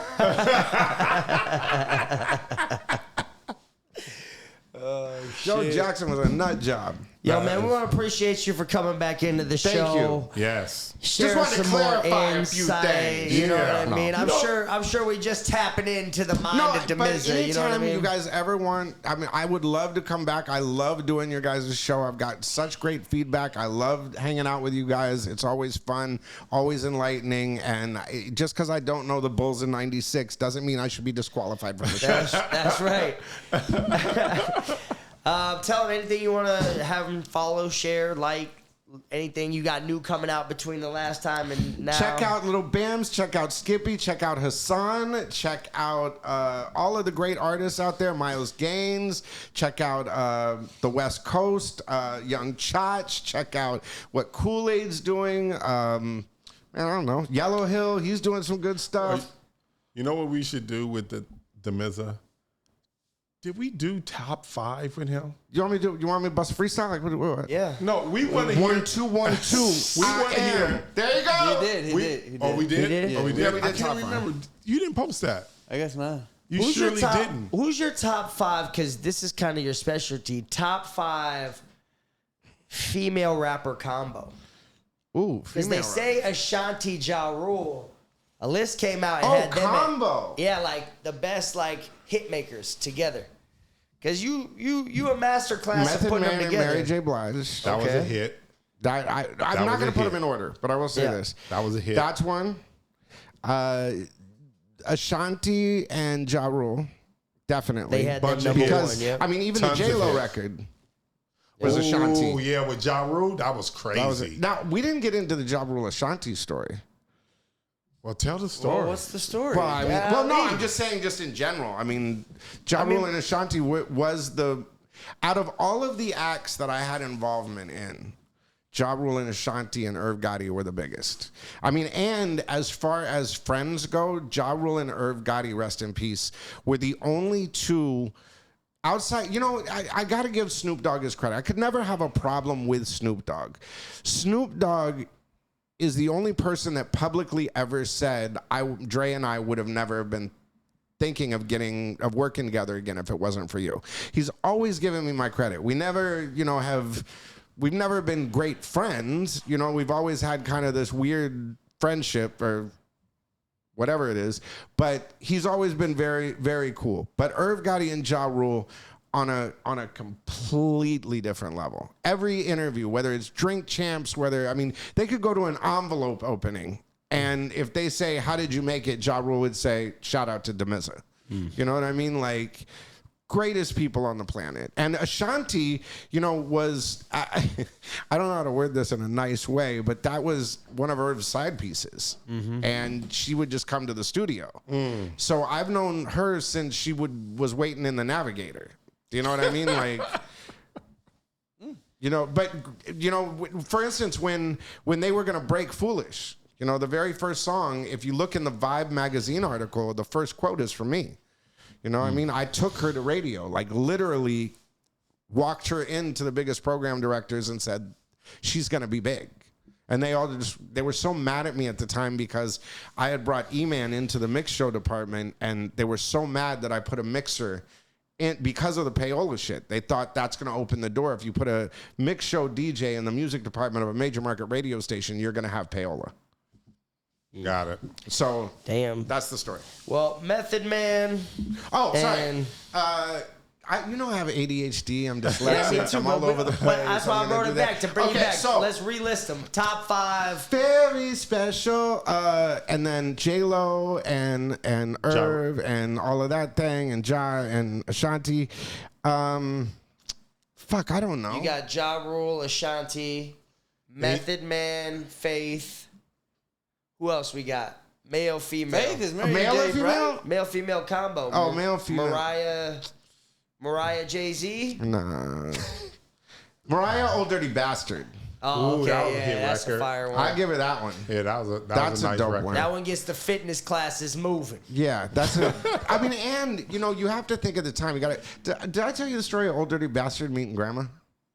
No. Oh my God, this is one of the funniest stories. So we're at the Grammys that year that Old Dirty Bastard jumped on the stage and said Wu-Tang is for the children or whatever it was. And me, Steve Rifkin, and my grandma are standing in the lobby. We didn't see that happen. So we're standing there, and Wu-Tang was signed aloud. Dirty was signed aloud. So me, Steve Rifkin, and Grandma are talking. Grandma says I have to go to the bathroom. So she walks to the bathroom. Me and Steve are talking. Grandma comes back, and all of a sudden, the doors open, and Dirty comes flying out of the Grammys auditorium. And Grandma looks over at me, and I look at Steve, and Steve looks at Dirty and says, Dirty, come here. And Dirty looks over and goes, Steve, I got to go. It's nice to see you. I got to go. And he goes, no, come here, Dirty. You got to meet the music director of Power 106 and his nice grandma. Steve, I got to go. And he starts running it. Dirty, come back here. And Dirty's like, very nice to meet you, sir. Very nice to meet you. Oh, nice white lady. Nice to meet you. Nice to meet you. You know what I mean? Like, pretty white lady. Nice hair. All this kind of stuff. And then the doors fly open again, and the police run out. And he looks over and he goes, Steve, I got to go. They're here for me. And takes off and runs. And Grandma looks up at me and goes, what was his name again? And I go, Old Dirty Bastard. And she goes, creative. So Mariah and Old Dirty Bastard, and I don't know. We can just leave it at those 3. Foxy Brown, Jay-Z. Foxy Brown and Jay-Z is a good one. But look, I'm gonna say let's just make this number 1, and it's not a rapper and a singer, but Tina Marie and Rick James. Okay. Is the greatest male female of all time. Okay, what about Jay-Z, Beyonce? Whatever. Kanye, Rihanna. Yeah, maybe. Rihanna and ASAP as a couple. Yeah. Not Jay-Z, songs. Rihanna. Jay-Z with a With a lot of them. But notice that one too. The second it went number one, what happened? No clouds in my stones. You know, look, Jay is a momentum guy. You see momentum on a Pepsi can, he's going to jump on it. You know what I mean? And that's smart. I mean, no, if you should study someone in a marketing... Look, we are in a marketing world now. It does not matter how good your records are. It matters how many clicks you get and how much you are seen. You heard it here first. Study from the Jay-Z's marketing. Himself, Damizza. Thank you for That's another having me. episode of T. I'll never come back again.